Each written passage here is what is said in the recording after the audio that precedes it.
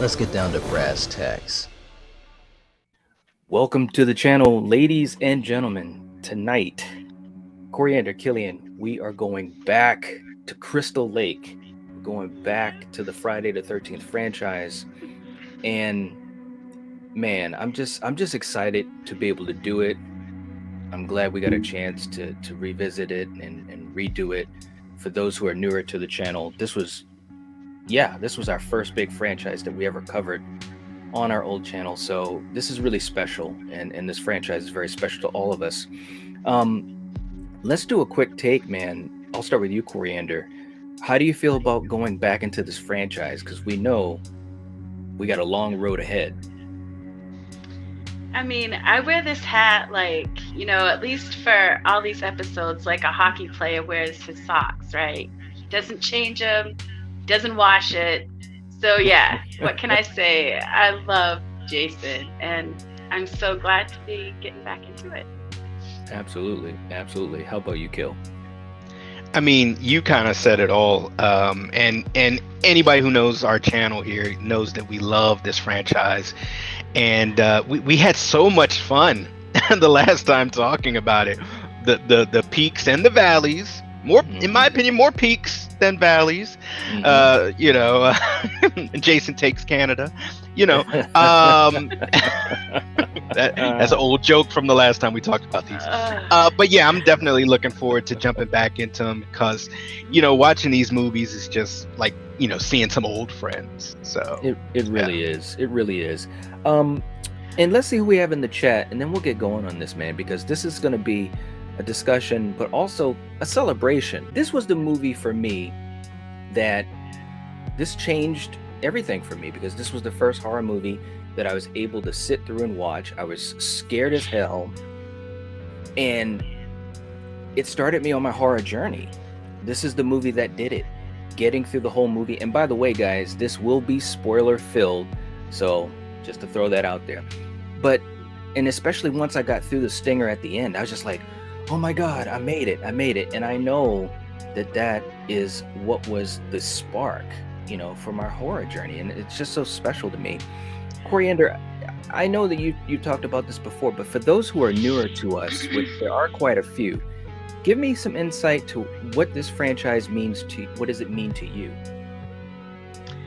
Well, like you, I mean, you're the oldest, right? I'm the youngest. Mm-hmm. I have an older brother who's 5 years older than me.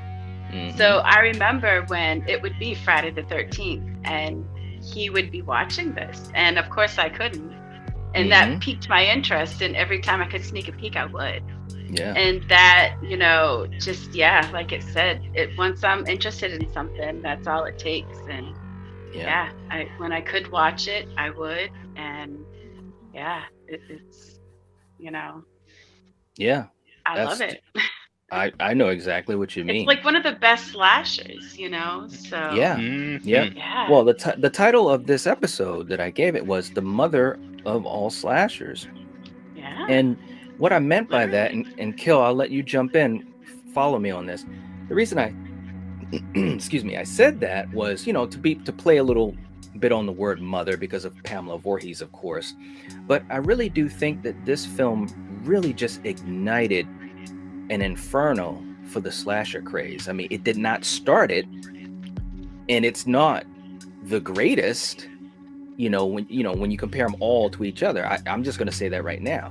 But it was very special because it had so many great elements, and it's such a good movie. And I think it's the one that kicked it into overdrive. It took the things that Black Christmas or Halloween and those types of movies started, and it just went to the nth level. I mean, what do you think about that, Kill?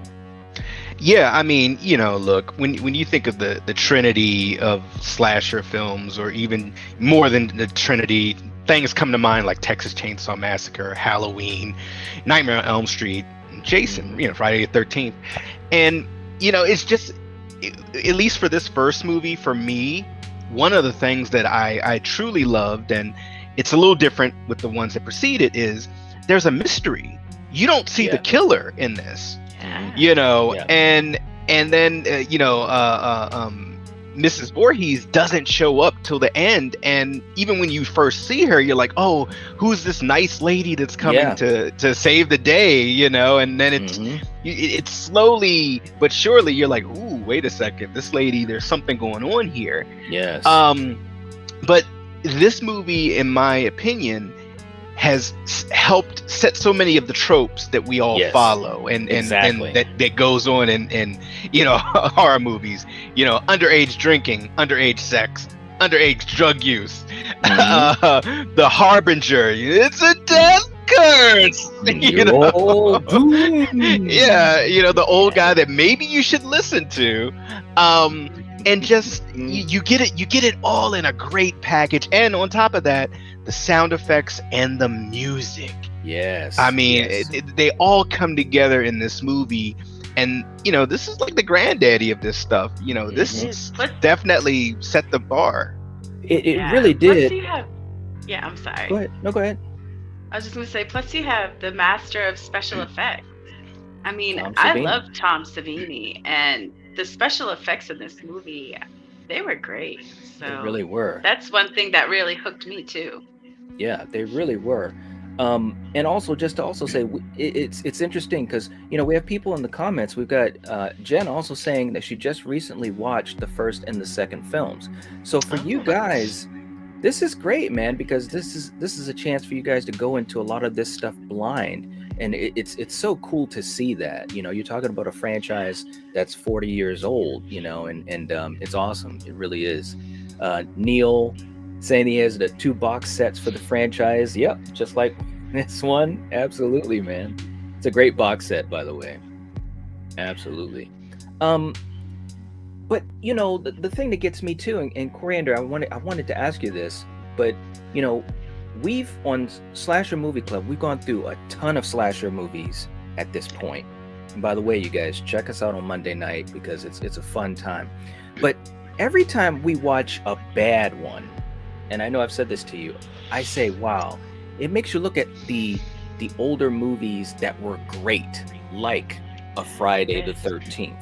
It makes you realize how difficult it is to have good acting, have good direction, to have good music, to have good lighting. Yes. Yes. I mean, what do you think with this film? I mean, what do you think how do you think it happened? I mean, was it a fluke? Was it a fluke? You had, you know, instead of fighting, you had Sean and Victor working together, and they created a masterpiece, in my opinion. Yes. So you had brilliant minds collaborating, and look what you got, man. Yeah. And none of them thought that this was going to be what it became, you know. And I think, and that's another thing I want to say too, and then we'll talk a little bit about the movie too, but I think sometimes that's the best scenario, because if you go into a movie and you're already planning, the next movie and the movie after that and this whole new universe and kill, you know what I'm talking about, cough cough DCEU, you know, just make a movie, get the movie done, don't worry about anything after that, put all you can into this movie, and hopefully it'll turn out well. Do you agree with that? Definitely. I mean, you know, focus on the here and now. Make the best movie you can, have the best talent. And I mean, you know, just like Coriander was saying, you know, Tom Savini, you know, you have all of this great talent of the time and of still today that poured their heart and souls into this project without the knowledge of, hey, is it going to be great? Is it going to be a flop? Is it going to spawn a franchise? Is it going to change an entire genre of movie and the rules of that genre? Is it going to create an iconic character, whether it's Jason Voorhees or Mother Voorhees, because she's just as iconic? And I mean, you know, and you had asked earlier, Knight, how did this happen? Was it a fluke? Who knows? Maybe it was at that perfect time where the special effects were getting, you know, realistic for the time, and you had great minds that were just imaginative. The music, you had beautiful young Hollywood talent. Shouts out to Kevin Bacon, you know. I mean, and you just put them all together, and it's just magic. It's just Absolutely. magic. So. Absolutely. Reagan was saying, love the Friday the 13th Pamela reference in Scream. And I do too. And it's funny because to piggyback on to something that Coriander was saying too. I mean, obviously Scream coming out in a couple days, and there's a lot of excitement about it. Definitely very, very cool. But Scream borrowed a lot of references from Friday the 13th, as did a lot of movies after it, and like you were saying, Kill, a lot of these tropes, Friday the 13th really cemented them. You know what I'm saying? The underage drinking, and you're going off and camping and you're in the woods, and I mean, this movie really had the I don't know, they just really cemented that whole thing, the killer coming back. I mean, obviously we saw that later in the franchise, and this franchise was so big about that. So this series, this original movie and the series has given so much to the horror genre, is what I'm trying to say. But let's do this, man. I mean, Kill, when this thing starts, and by the way, I want to show this. This is the old thumbnail that we had like over a year ago or whatever, man. And it's just been a long journey. But let's just start off. I mean, when the movie started off, Kill, obviously it's from back in the day, it's not in the modern day. What were you thinking, man? I mean, like, to me, it was just a great way to set up a horror movie, the campfire setting, like telling a ghost story and stuff. Yeah, I mean, you had this group of kids. I was just about to say they're singing, they're playing guitar, they're just pure and nice and sweet and innocent. They might have fooled around just a little bit, but we'll talk about that. But yeah, I mean, everything is very peaceful. Mm-hmm. And then, man, all hell just breaks loose abruptly, man. It's like, hey, we were. Oh, there's my boy. I was just about to say we were just fooling around. He's and and this poor girl, just the look on their faces of just total fear and just not seeing it come. And it made and that's a great way to word it. And then I'm going to get to you, Coriander. It made you feel the fear because of the way that it was shot.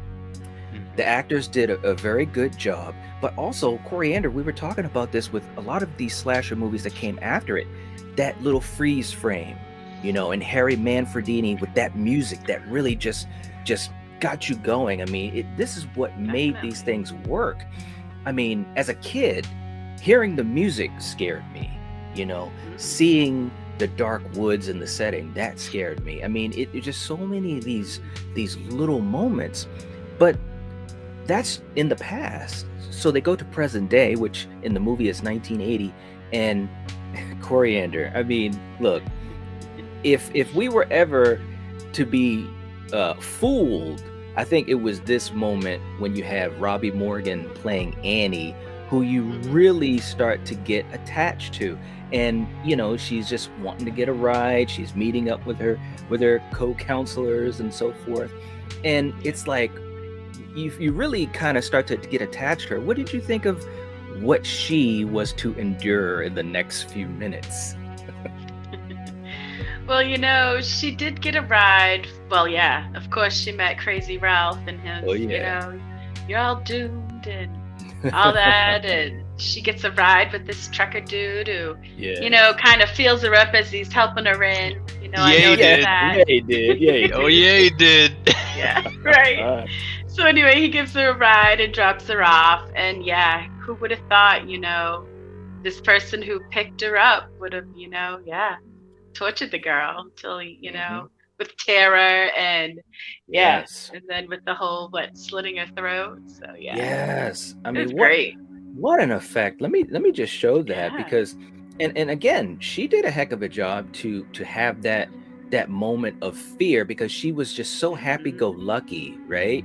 And then all of a sudden she knows, hey, it's go time, and you really buy when they didn't into stop, and she's like, hey, you passed, where I'm supposed to get off, and they just kept going, and she was smart to jump out. She should have done it right off instead of waiting till she picked up speed, Yes. Yep. I agree. But Kill, look at that, man. I mean, again, Tom Savini, this still holds up.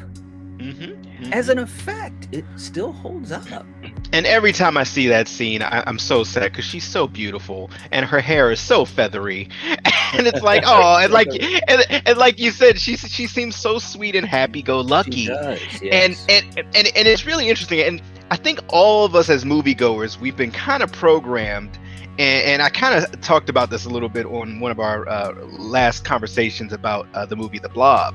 Hmm. They introduce us to a character, and we're just programmed, oh, this must be the protagonist, this must be the Right. person we're following, because they're like pretty much the first person that we're following, and Mhm. we're with them for the adventure. And Yeah. she rolls into the little town and she's asking for directions. Hmm. Everybody in the townsfolk, they're like, why are you going there? Did they reopen that Camp Blood? And we are, she's like our avatar because we're learning about all this stuff as well. Hmm. So to see her go through, like you said, her ordeal, she's not in the movie that long, but it's Right. very impactful Yeah. because you feel bad for her because she just wants to get to the campgrounds and take care of those campers when they come, and she's so happy-go-lucky, and then she ends up getting aced out, getting that throat slit slowly. Yeah, absolutely, man. oh. Absolutely. Real quick too, Alan was saying I've been a fan of the Scream movies for a long time, but for some reason I didn't think of watching such an iconic movie like this until recently. And and I get that, because these movies are older. And I'm gonna tell you what, and we are big fans of so many movies, so many You're things in the missing horror out genre. on Yes, so many that's classics. that's what I was Yeah. gonna say is check out some of our episodes, man, because we've really tried to highlight some great movies, and we're going to continue to do so. But there's so many great movies, like Jennifer is talking about Texas Chainsaw Massacre, the original. I mean, again, there are certain movies that will always stand out when you look at the history of this genre.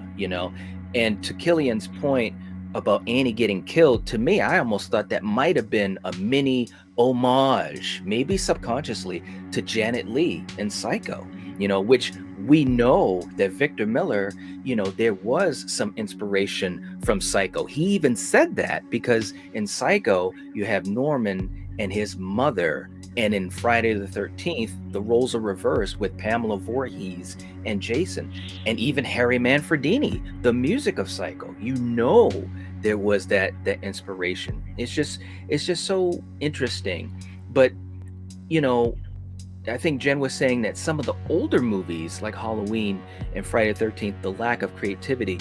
And I would say, I think these movies, because they were trendsetters, they were trailblazers, they were basically, just like in this movie, they were in the dark, in the woods, just trying to make a good movie with little money, not a lot of experience for some of these people. To think about what they were able to do, though, because we've seen movies with a much bigger budget, with even good or great actors and directors, and it just doesn't work. It just doesn't work. So, it's an interesting thing, but, the great movies of today, and even a decade ago, 15 years ago, 20 years ago, a lot of those movies in this genre stood on the shoulders of Texas Chainsaw Massacre, of Psycho, of Halloween, of Black Christmas, and of Friday the 13th, so just to keep perspective of the history. But also, Coriander, let's talk about the cast just for a quick second. I mean, look, you got Kevin Bacon. I mean, we know what happened with that guy. But and I know we've watched movies that we didn't like the cast because they just didn't have anything that they brought to it. How'd you feel about this cast? This, I can't say anything bad about this cast, honestly. They all worked well together.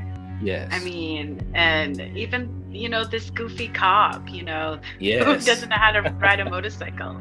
Right. I mean, it all fits so perfect. So It I can't does. say anything bad about him. Absolutely. And you guys who have seen this movie 1,000 times like us, the story. So we're just going through some of these high points. But Kill, I would be remiss if I didn't take a second to talk about Adrienne King, the final girl, Alice herself, who, by the way, and I know I keep saying this, but I'm just going to keep doing it. Coriander knows what I'm about to say. I got to meet her. I got her autograph. And even better than that, I was able to actually talk with her. Coriander and I were able to just hang out with her for quite a while, and she was so kind, so humble. Yeah.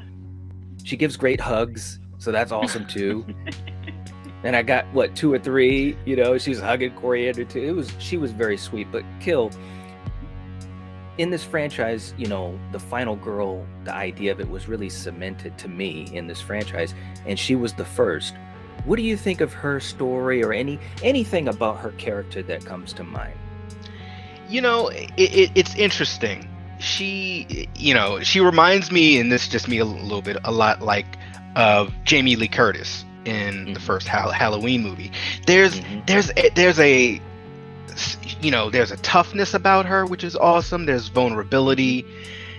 She's smart, and she goes through hell, Right?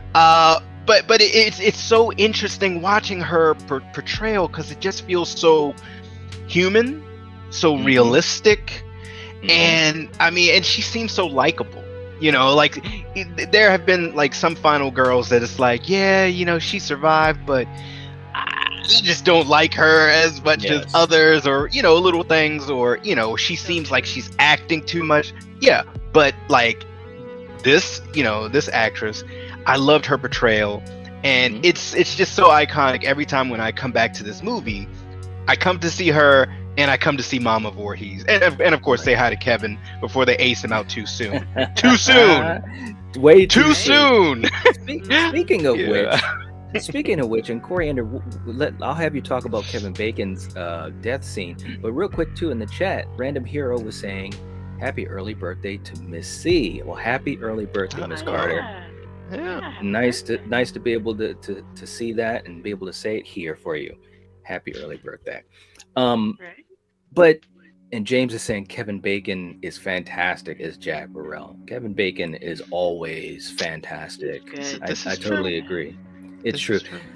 But Coriander, what did you think of his death scene? How it was done? We all know a lot of the backstory as far as Tom Savini and his buddies and stuff, and with the arrow and all that type of stuff. So the spear, I should say. What did you think of the scene? It was great. He just got done, right, having a little fun with his girl, smoking some weed, and the poor guy gets it straight through the throat, and it looks really good. You had the blood pool, and the bubbling. It was good. Yeah, it was great timing in it as well, because he's just sitting there, and then he looks up because he's got the the blood coming down on him, whatever, and it was just like in that quick offbeat second where the hand goes to his forehead, and then bam, and it's like, wow. Right? Yeah. I mean, it was kind of like, what's happening here? You know what I mean? Yeah. But almost as bad as that kill is with Marcy. After that was a kill that really got me back in the day, because it looked so real when you saw that axe to her head. What did you think of this one? Man, look, all I know is this, and we already said spoilers. Yes. Mama Voorhees has a particular set of skills. Okay, I mean, now let's look at the timetable here, and I hope I'm not going off the rails too much. She's on the campground, and she's lurking in the shadows, and the camera work is so amazing. You don't see her, and this particular kill is one of my favorites. Yes, because we've all had that moment where we're in a room and we see like a curtain or something moving, just like, all right, is something there, like, okay, all right, and it's like, and the way that they had to film that is not only, they're not going to show it's funny, they have to show her, or at least her whereabouts, but not show her. Because that'll mess up the mystery. So the camera just looking at those curtains, I'm sitting there, I'm like, can you see her, like a nose in the dark? Anything? Nothing? Like, okay, this is creepy. And I loved it. I loved the mystery of this one. And that's one thing that shouts out. There's only one other franchise that kind of keeps that mystery, Scream. Thank you for Yep. keeping mystery in your slashers. Mhm. But although you guys know I love my man Jason, shouts out to Hockey Mask Jason, not Sackboy. I knew you were gonna But say that. I gotta say it, Sackboy Jason, guys. Don't worry, we'll talk about that next week. Yes. But yeah, like I love this sequence because you're just wondering. It's like that creepy anticipation. It's like, ooh, how is she gonna get it? How is she gonna Mhm. get it? And oh Yes. man, oh, she got an axe to her face. Oh, Yep. Yeah, man. And it looked so real, man. Her eye kind of blinked when it yeah, happened and everything. And yeah, and of course, people who are fans of this franchise have seen the behind the scenes of Tom Savini when he was working on it and so forth. And it's just some great stuff. Um, and by the way, also in the live chat, Retro Canadian Life in the chat. What's going on? hey, Man, I was legit just watching it, and then I saw Night was streaming. So now I figured I'd stop Nice. by. That's awesome, man. That is so Great. awesome. Very cool. You guys are all right. But Coriander, let's just get to this finale, man. Alice is alone. She's scared. It's dark. You're in the middle of the woods. You're in the middle of nowhere. And they definitely give you that sense. Other than the cop coming there to the camp, they're so cut off. It's not even funny, which of course is smart. That's one thing about this franchise versus the other franchises is that you really do have, as far as that setting, that really is a character. But what did you think? First of all, when when when when he came up to Mrs. Voorhees, like, hey, what are you doing out here in this mess? And then, and then next thing you know, it's Pamela. I mean, what were you thinking? Because when I first saw this movie, I was like, oh, thank God. Just like Alice. I was like, wow, I'm glad that she's here. And I didn't even know who she was at the time,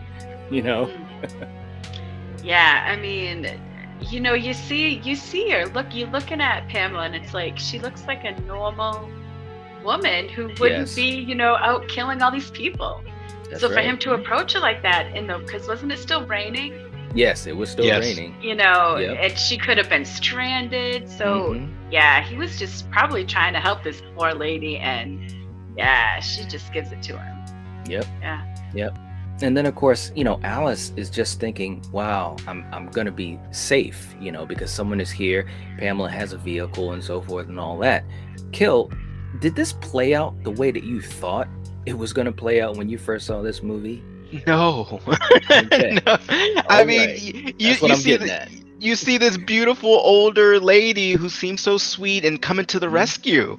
Mhm. And and it's so great, her acting, her facial expressions, because as she's kind of introducing herself and saying, oh, it'll be okay, then her tone and how she speaks just gets really cold and quiet. And Yes. let me tell you a story about this boy. And then her Mhm. eyes get really big and wide, and it's like, oh shit. Mhm. Like, no. And then she just like starts obviously go after her. But the Yeah. creepiest thing that she does for me, and it creeps me out every time, is when she's talking to herself. It's like, Yes.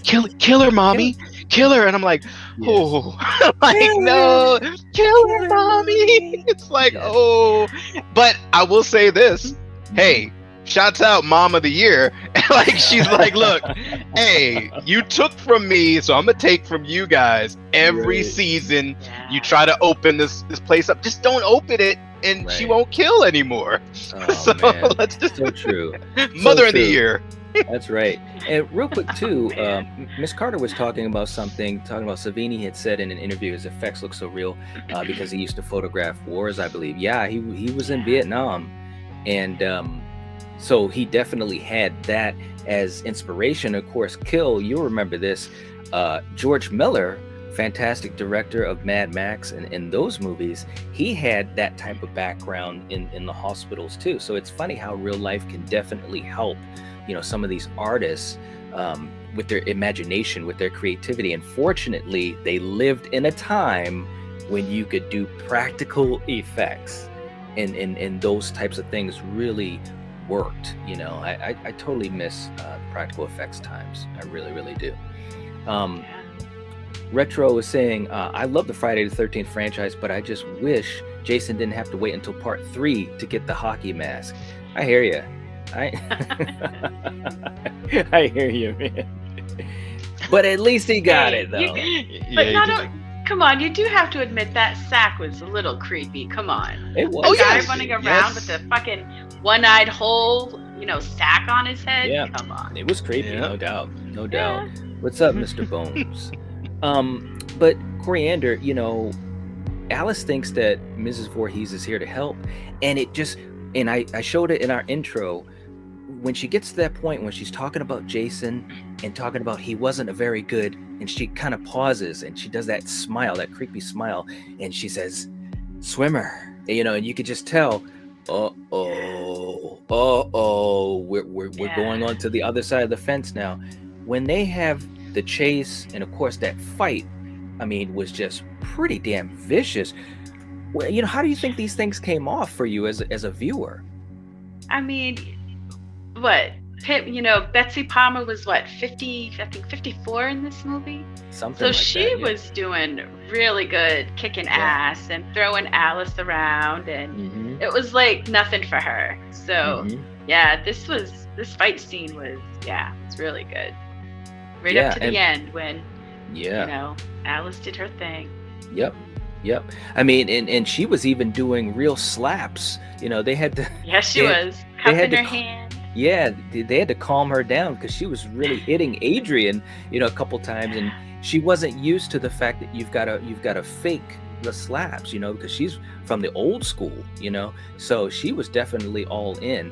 But we do have a couple of fun facts that talk about her original view of the franchise. So let's go into a couple of our fun facts. James was talking about Adrian is fantastic. She really, really is. There's no doubt about that. Jennifer saying, "Watch out, Coriander. She might have slipped Knight her number."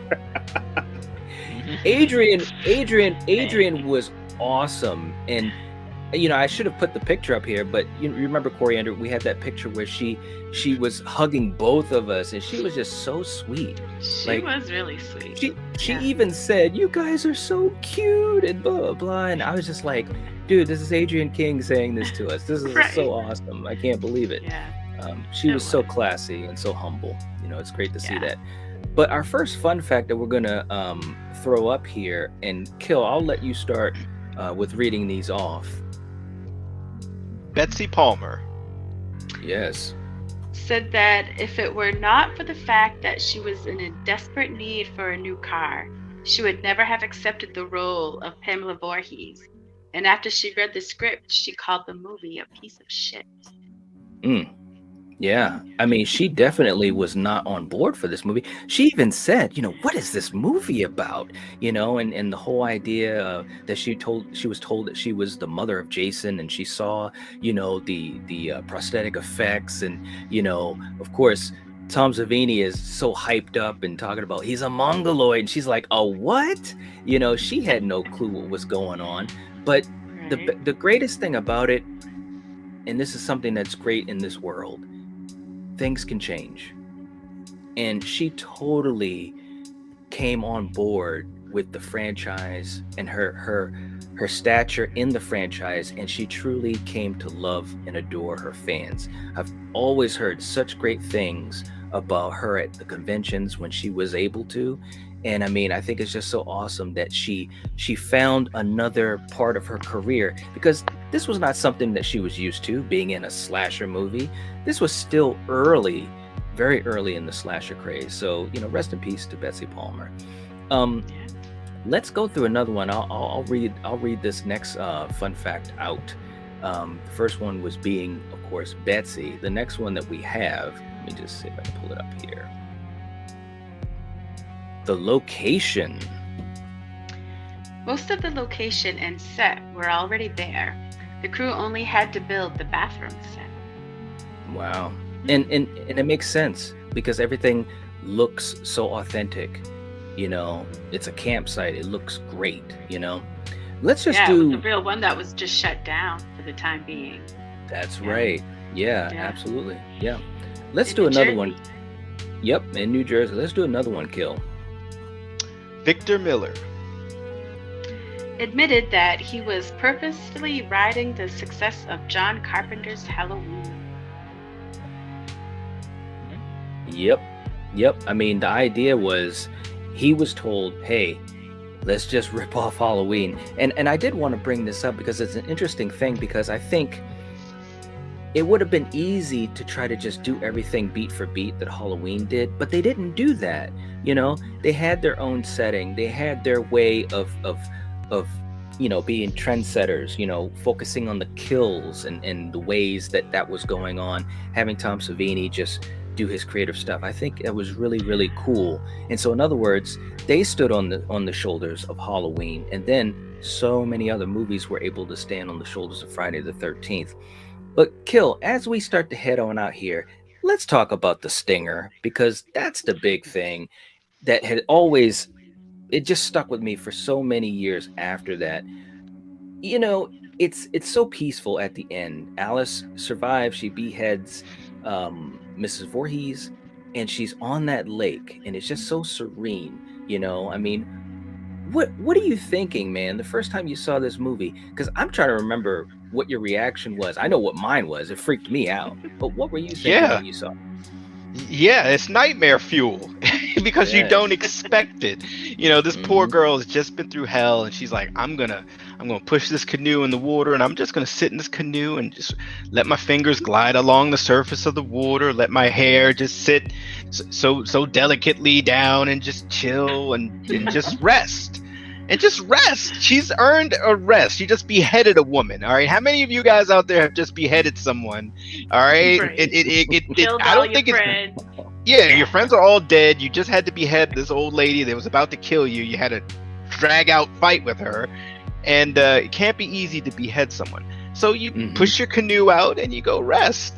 And I love the camera work, because the camera, gets in closer, but not too fast to let people know, wait, why is it getting so close? It just slowly gets in, and then all of a sudden, it's like, what? Wait, what? How did that go again? You gotta show me one more time. Oh, what did you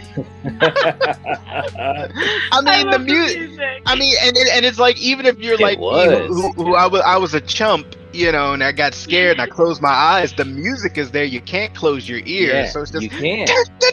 It's like, what? Good And then again. she just, and then she's all like, whoa. Yes. And it's like, oh my God, wait, what? Was that Jason? Oh my goodness. So yes, it was nightmare fuel when I was a kid. Yeah, man. Yep. Coriander, what about you? I mean, how was the stinger for you? Because I mean, I know obviously, it was like a holy shit moment, because you didn't expect it, so yeah. And then it makes you think, wow, what does this mean? What does this mean? Because right. Absolutely, yeah. Because, and that's the thing, it came out of nowhere, because Jason is supposed to be dead, and next week we will talk about that. It's one of those moments, and Miss Carter saying, "Sackhead, Jason." No disrespect, Miss C. Retro saying, "Oh, thanks a lot, man. Thanks a lot, Retro." Yeah, I mean, this whole idea of Jason, it was never supposed to become. It was like the greatest mistake maybe in horror movie history. At least in the 80s, because Jason was not. Well, what? Because it wasn't planned for Jason to become what he became, and the stinger. I'm so glad he did. Yeah, and the stinger at the end of the movie was kind of a thing where it's like, well, does that make sense? Because he's dead. What is he doing? Just hanging out in the bottom of the ocean. Now they play it off like it could be a dream and all that. But again, logic is so all over the place. But this is one of the few times in a horror movie where it didn't matter because of what they were able to do afterward. Man. Yeah, he just saw his mother get decapitated, so come on. Brian's in the chat too. What's going on? Revenge. Okay. Yeah, absolutely. So anyways, guys, Eric's saying we love us some Sackboy. Wait until next week, man. What's going on, Katie? How you doing? Hello. But anyways, guys, this is a franchise that we love, and hopefully you guys can tell.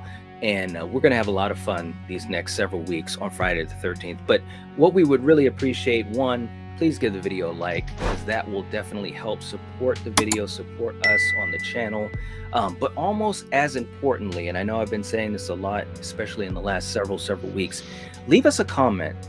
Let us know what you think about this movie. Tell us your story. What does this movie mean to you? For some of you guys that have just seen it, what do you think? Because I think that's a very interesting thing for people, you know, today watching this movie for the first time. You know, how does it hit for you? You know, does it really have that gleam that we saw in it when we were younger? You know, so let us know in the comment section down below, and we'll hopefully be able to have a discussion about it. We weren't able to get to all you guys in the live chat, but we really appreciate you being here, and I guess that's a good thing that we had so many people commenting that we could not get to everyone. But that being said, we really do appreciate you guys' support, and we're going to keep rocking and rolling, you know, and this should be a lot of fun. Kill, are you excited to talk about Sackboy next week? I am. I you know, just sneak preview here. I like Sackboy. I just prefer Hockey Mask Jason. But Sackboy, hey, you're okay in my book. T-Dog saying, do you think the film could have benefited from having Mrs. Voorhees in the film more? I definitely think it could have, because Betsy Palmer was just such a great presence, you know? And I think, you know, one thing about the film that could have been bettered is the fact if they could have had some more breadcrumbs for this mystery, you know what I'm saying? Because you really didn't get a sense of who it could be. You could have guessed anyone and it would have made sense. So that was the one thing I think this film could have done better. But again, this film was walking in the dark, in the woods, alone, trying to make something happen. So I think that being said, it turned out pretty damn good. Would you agree, Coriander? I love this movie. Like I said, to me, it's like perfect. So there you go. There you go. Sandra? Sandra?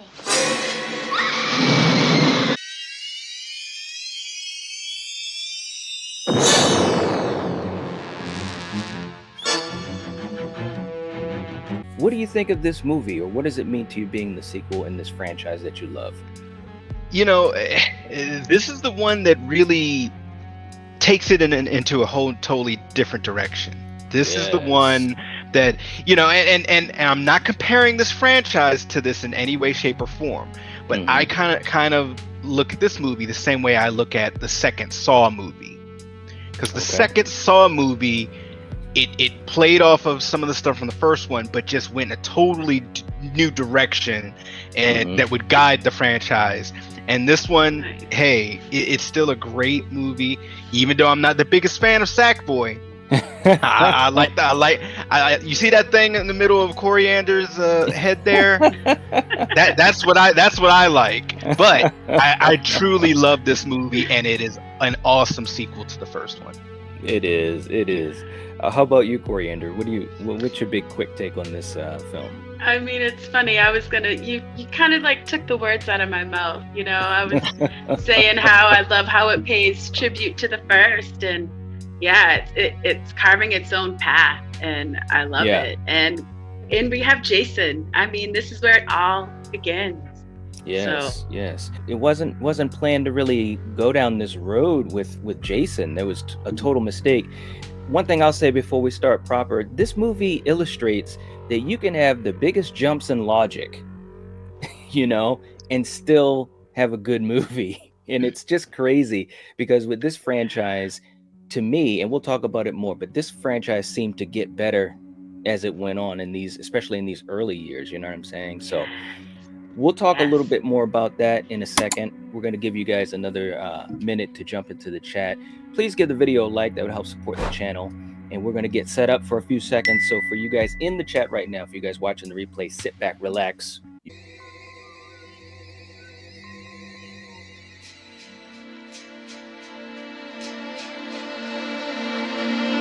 Let's get down to brass tacks.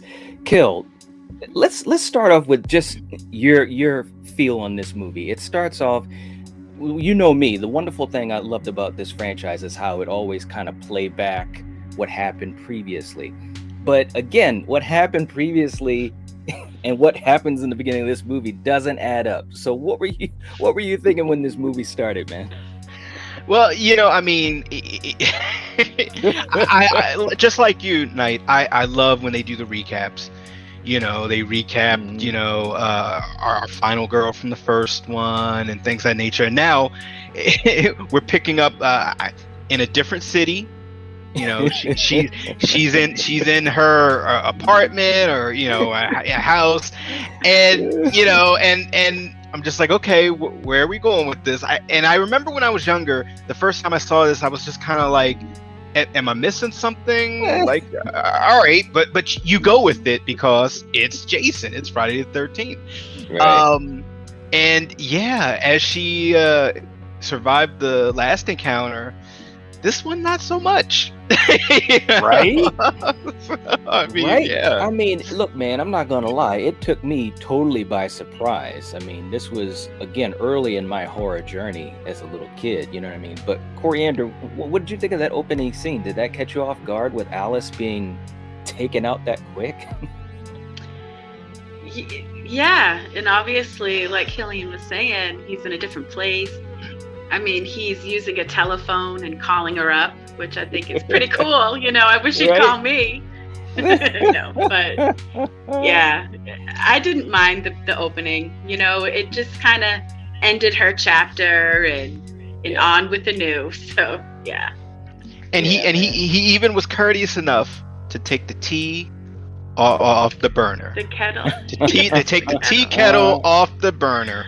Yeah, man. I tell you, man. Yeah, I mean, it was crazy, man. He's in a different city, a different time zone, and all this different type of stuff. But Alice, poor Alice, man, and Adrienne King. Shout out to Adrienne King, because as we said before, Coriander and I, we were so lucky to meet her. Very cool lady, very cool actress. She had an injury from this scene because she did. the the screwdriver, it was supposed to be retractable. It didn't retract. It just goes to show you how guerrilla style these movies were back in the day, to give a little bit of appreciation. But Kill, that ends her chapter, and even though it was tough to deal with, we had some pretty good backups. So here's your boy, the Harbinger himself, Crazy Ralph.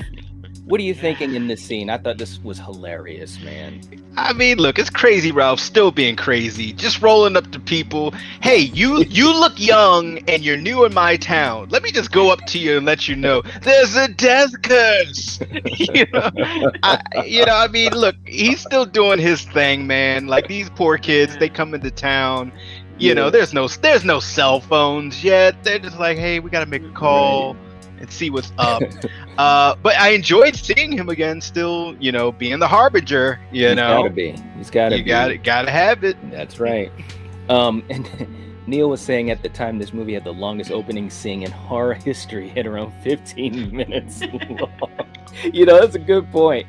Although, and you gotta check this out for me, Neil, because I always joke about this on the channel. Prince of Darkness by John Carpenter. That one is a long opening. And I don't know how many minutes that one has, but good God. What's up, Junebug? But Coriander, yeah, so, they're being pranked, basically. And I thought it was hilarious once their vehicle gets towed and they're running, hey, that's my car. Hey, that's my car. Right. And of course, they find out that it's just their buddies pranking them and stuff like that. But what did you think of these characters? I mean, when obviously we get introduced to Paul and Ginny, how did they line up for you versus the original movie?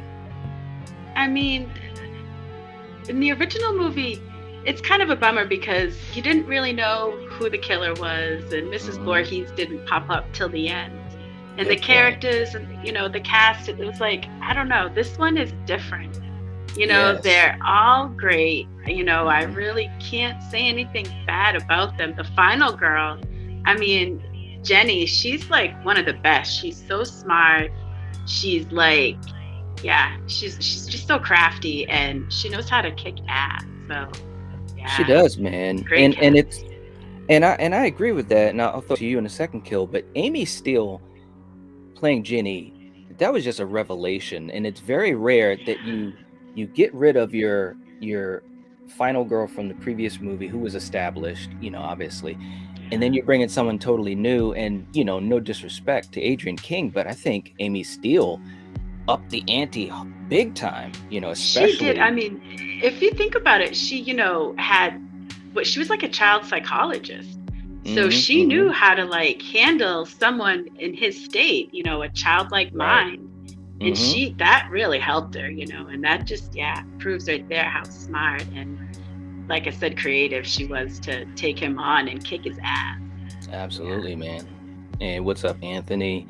But Kill, what about some of the other cast or the other moments that happen early in the film? Well, you still had your types. Yes, you did. Wow, he was going to be the first one I knew it. You got the guy that's kind of a creeper. He's checking this chick out and watching her walk, and has a little slingshot, hits a butt cheek. It's like, all right, you're kind of a creeper. You're kind of a jerk. I mean, you have the one counselor who's in the wheelchair, which I love him because that proves that there are no boundaries to who gets killed. Jason does not care if you're male, female, white, black, wheelchair, blind, it doesn't matter. You're all gonna catch it. And he was a really cool character. I liked him. Yeah, I liked him too. But essentially, you have this cast, and actually, it's so funny. You're going to certain scenes that I'm about to talk about. I love how they have this cast, and then they have two significant info dumps. Yes. This is the first one where was that Paul? Yes. Where Paul is kind of pretty much letting everyone know who might not have seen the first movie, the lore, the folk tale of Jason Voorhees, and he's so serious about it, and they're like so enthralled that they don't realize he's setting them up for a prank, which is pretty awesome. Yeah. And then the second info dump is when Jenny, Paul, and Stu, or I think is his name Ted? The other counselor, Ted, are at the bar, and she's kind of saying, well, they never found Jason, and what if he's just been out there and the only person in his life has been his mom? And it's so brilliant with the storytelling because they're essentially letting us viewers know that, okay, look, this is where the story is going. Right. This is why this character is here. This is why we're able to continue doing these movies. Yeah. And I thought it was just great. Yeah, that's an excellent point too, and it really, look, I mean, there's no lying here. I mean, even the filmmakers knew that there were some gaps in logic, so they did their best to kind of fill them up. And I think, again, this is a 1981 slasher horror movie. I think they did a good enough job. It made enough sense, but with all the gaps in logic, they really filled up with some decent characters and some great characters, like you said, like Paul, like Ted, Jenny, especially Jenny, obviously, is the standout. And those scenes were foreshadowing, what was to come. And that was pretty smart, too, for a horror movie at its time, So I really, really enjoyed that. But you also had some really cool scenes where they're just doing stuff. They're at the camp, they're playing games, they're jogging and this and that. And of course, you're going to have these different characters that do different things. Coriander, I'm just going to get to the scene when they're hanging out at the beach, the lake, and then you got these two, and where they want to travel to, or where they want to walk to. They want to check out Camp Blood. I mean, take me through, and of course, this is a trope we would see in a lot of horror movies, the curiosity and so forth. What did you think about this scene, how they crafted it? I mean, it's great, because, everyone's chilling, so why not take the opportunity to go check out what everyone's talking about and warning you about? And I love, like, how they're on their way and they see this dead animal and they think it's, like, Muffin. Is that, right? Yep. So, and of course, the cop, sees him and it's like, hey, doesn't he like bring him back? And he's telling the counselor dude, make sure they don't go there and blah blah. Yeah, I mean, it's a great scene. It is. And I mean, you got this cop kill, and he's just doing the usual cop type of stuff, man. But of course he has to be driving away, and who does he see kill? Who's that crossing the road with a sack on his head? That's the scarecrow. I don't know. I mean, I love it though, man. Jason is just running across the road, and of course he has to investigate. Now, of course, we know that that's not a good idea, but again, we do some foreshadowing. We see this friggin' makeshift house, and he goes inside, and obviously later on in the movie we find out what he sees. But at this point, I mean, we knew he was pretty much dead, right? Oh yeah. I mean, look, I'm sorry. I hate to state the obvious. If you see a man, a fairly big man, in a hood or a sack, run across the road, in the woods, and he goes into a shanty house or something, don't follow him in. Right. There's nothing good in that house for you. There's nothing there for you. There's nothing there for you. Let that man just go eat his beans or whatever he's doing in there, and just stay alive, people. Stay alive. Yeah. Because if you don't listen, if you don't heed the warning, you're gonna get a hammer to the back of the head, baby. Oh, that's what you're gonna get. I mean, and again, it kind of came out of nowhere. Coriander, I mean, again, it's not a bad little moment considering that they don't have Tom Savini on this movie for practical effects. Right. I mean, it definitely. But this guy didn't do bad. No, no, I don't think so either. Originally they were going to have Stan Winston come on and do the special effects, the practical effects. Of course, Stan Winston, rest in peace, a legend. Aliens and Terminator and The Thing, helping out in The Thing, and so many other things, Jurassic Park. But anyways, but they had, I think it was Carl Fullerton that came on to replace what Savini did in the original, and he did pretty good, man. He did pretty good. But Coriander, you got to have those stupid moments where camp counselors get killed in stupid ways. So we got to go to Terry.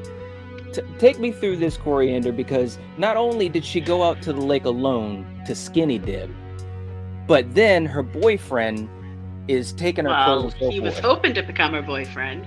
Well, At least get in her pants. Whatever he was. Right? But then he gets caught up in the rope and stuff. No, I'm just saying, how did you think that all played out? Because it was just one of those scenes that was just like, oh man, he gets caught up in the rope. You have to have these scenes. Right? Yes, there's always one girl that goes out and skinny dips, and yes, you always have some creeper, whether it's Jason or whoever watching. And I mean, at least she got her clothes back, and the guy got his, because look what happened to him. He got stuck in a trap and hung upside down, and we know what happened after that. Yes. Now I'm gonna kill, and again, I agree, man. There were a lot of cool characters in this movie, but he was one of my favorites, man. He really, really was. Yeah. And when I saw this as a kid, I thought to myself, oh my God, if he can get killed, is obviously no disrespect, but he's in a wheelchair. And I just thought to myself, oh my gosh, that is horrific. I mean, tell me how this scene hit you, man, because when I was a kid, this just got me big time.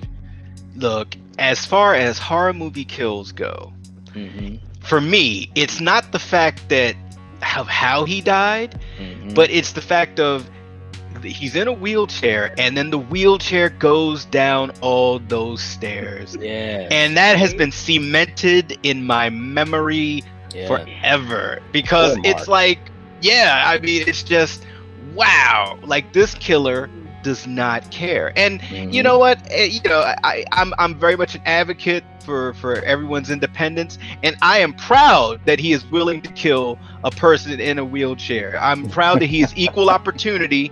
He should be in this day and age, be equal opportunity with who you kill. And I mean, it's just one of those classic scenes. And like you said, it is. He was a very likable guy. He wasn't a He sleaze was. bag. Yeah. You know, he was just a dude who had a motorcycle accident and was Mhm. still hopeful that he would get, the ability to use his legs again. Yes, You absolutely. know. Yeah. No, he So, was a very yeah. cool character. Like I said, when he got taken out, I was just like, are you freaking serious? And like you said, he's going down those steps, and I'm like, oh, and it was almost like I could feel the pain, you know what I'm saying? And it was just like, oh my gosh, it's just wow. And poor Vicky, she had no clue, because she thought that they were going to spend the night and start a romance and all that type of stuff. And of course, she gets aced out later on. And I mean, again, I actually did feel kind of bad for her. She was one of those victims that didn't run, and usually I'd be like, run, but for some reason I just felt kind of bad for her. What did you think of her, Coriander? We're talking about her death scene. Is Mhm. where we're going. Yeah. Yeah, I mean, she should have, once she saw him pop up, I mean, yeah, there might have been that initial shock, but I would have got the fuck out of there instead of like, oh no, I'm going to stay behind the door and hopefully, she could have at least moved the body to like, maybe he'd stab the body instead of her or something. But she just Right. stood there and took it, so. That slow motion knife coming at you, man. Yeah, it was, man. Right? And they were still Yeah. trying to do all the POV stuff too, man. And She should again, have like striked a pose with each no. Well, the only reason they did that was I think they were just trying to take what they did in the first movie and make it better, because obviously we know now who the killer is. So it was a little bit different in this movie, because you already know who the killer is. And so that element was missing, that the first movie had. But it built up. Giallo style. Yeah, but of course the characters, I cared more about these characters in general, you know what I mean? Miss Carter saying Jason is an equal opportunity killer. Right. He sure is, man. The Wolfman's in the chat saying, while part 6 is maybe my favorite, this time this to me is the best Friday the 13th movie. Okay, all right, I got you. Nice. It is a really good one, man. I mean, this was, again, it's the birth of Jason. Yeah. It's kind of, when you look at the whole franchise, it's the transition, so to speak, to the hockey mask. And I think it was just taking all the elements from one and trying to do it better. And I think they did. They did. I really do think they did. The shish kebab scene kill. I mean, come on, man. I mean, seriously. Okay, can I ask a question here? What activity at camp do you use the spear for? Spearing. I mean, like, I know the guy had the mask on and he had a spear, and it was to scare people. But archery? Okay, I get that. But why do you need the spear? Hey, and I'm sure we'll ask a different question next week. Why do you need a hockey mask at a camp? Hey, but at summer camp. But yeah, but the spear, I'm like, all right. Yeah, absolutely, man. But we got bodies all around the place, and Jenny, again, one of the greatest final girls of all time. She's coming to investigate with Paul, and then this is when it starts to go down. Coriander, I mean, this whole final act, you've got the chase, you've got tension, you've got the build-up. I mean, tell me what you thought of a lot of these scenes, because there were so many where you thought he would attack and maybe he didn't, or she ran one way and he was in another spot. I mean, I really think they were building up this whole idea of him being able to be in so many places. I mean, what were you thinking of some of these scenes? Yeah, I mean, I believe that he could be in so many places because he knows this area like the back of his hand. That's he right. could like have his one eye sac hole closed and he could still do it. Mhm. So yeah, and she's, that girl, she's like so resourceful. She can like do anything and figure out what's gonna come next, So I agree. she held her own, and She did, like man. I said, she did so good. She really, really did. Dan saying spearfishing. All kids do that at camp. Dan. You gotta love that, man. Eric is saying they didn't have the budget at camp for fishing poles, so all they all had to share the spear to catch fish. I guess It so. works. That's too funny, man. You guys are crazy. But yeah, Kill. I mean, this is a great finale, and there was so much going on. You get the chases. You get her running all over the place. Amy Steele has been on record talking about how she was just exhausted from everything that she was going through. Did you have any favorite moments in this finale other than at Jason's little shack with Pamela? I mean, yeah, like, just Jenny, the portrayal of her character. She's a really smart young lady. She's brave, yet also she can be vulnerable. And to me, she didn't do anything that was stupid, dumb, or out of character. Yes. You know what I mean? Like, and this thing, wow, dude, you are reading my mind. This scene where she's under, yeah, man, the scene where she's under the bed, the rat comes past her, she doesn't scream, she holds her shit, and she is so afraid that she pees on herself. That's real talk right there. Yeah. And this sequence, this is classic. The killer's almost out of the room, and he's like, "Hey, I smell pee," or and he turns around. Yeah, I hear fear liquid coming down. And it's just you can the smell way her pee. She's gonna drink more water. Damn. Right?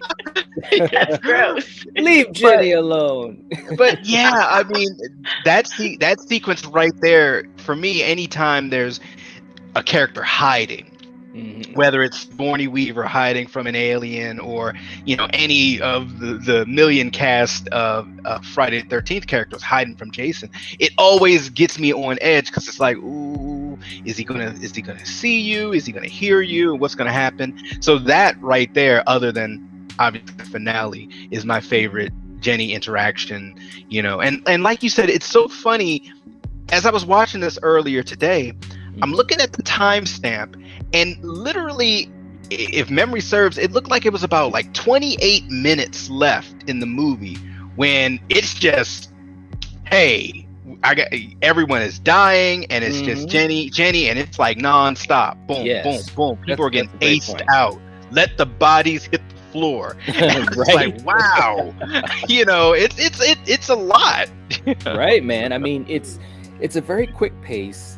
They don't mess around. There's not a lot of dead time, and like you said, this finale, it just hits you, and I remember that as a kid, I was like, really like, oh my gosh, how is she gonna survive this? Because every time, like you said, Coriander, every time she did something that was very smart and she outsmarted Jason, he would counter with, like you said, smelling pee or whatever, and it's like hearing it, smelling it, whatever. And it's like, man, this is checking each other, it's like back and forth, and it's like, wow, man. But we got to get to the end scene where she truly, to me, cemented herself as a favorite character, Coriander, and that's when she gets to the shack. Who does she see, Coriander? Who does she Mama see? Dearest. Yes, absolutely. I mean, poor Pamela, but there she is, just that little altar and so forth. And you had bodies all around it. There's Terry and other people. And when Jenny sees it, man, she's actually afraid, and you can buy it, right? I mean, he even dragged Alice. She was around that table also. So how the fuck did he do that, Because he's Jason. Right? It's kind of like a kill. Shout out to Season of the Witch. I was about to say, it's almost like, when he's like, I'm Batman, there's just a reason he's Jason. But seriously though, Coriander, when you first saw this movie, if you remember, did you think that she was going to do what she did? I mean, she puts on the sweater, and I'm just like, what are you doing? No, I didn't know how she was going to get out of this situation, because this is one where you're like, holy shit, you're screwed, you're dead. Yes. But she put that sweater on, talked to him like, she was his mother, and she did what she had to do. Very convincing. I mean, she puts on the sweater. She's fixing her hair like, Pamela's dead head, and kill. Here comes Captain Happy. There he is. Yeah. You know what's up now. And I'm gonna be honest, man. At this point, when I first saw this movie, I thought she was a goner. I mean, he's literally right there. I mean, what could she do? Well, we figured out what she did. Tell me what you thought of it, and all these years later, watching it again, as far as her performance and obviously the tactics she used. You know, the thing I would just say to this is a skill not everyone has. This is called thinking on your feet.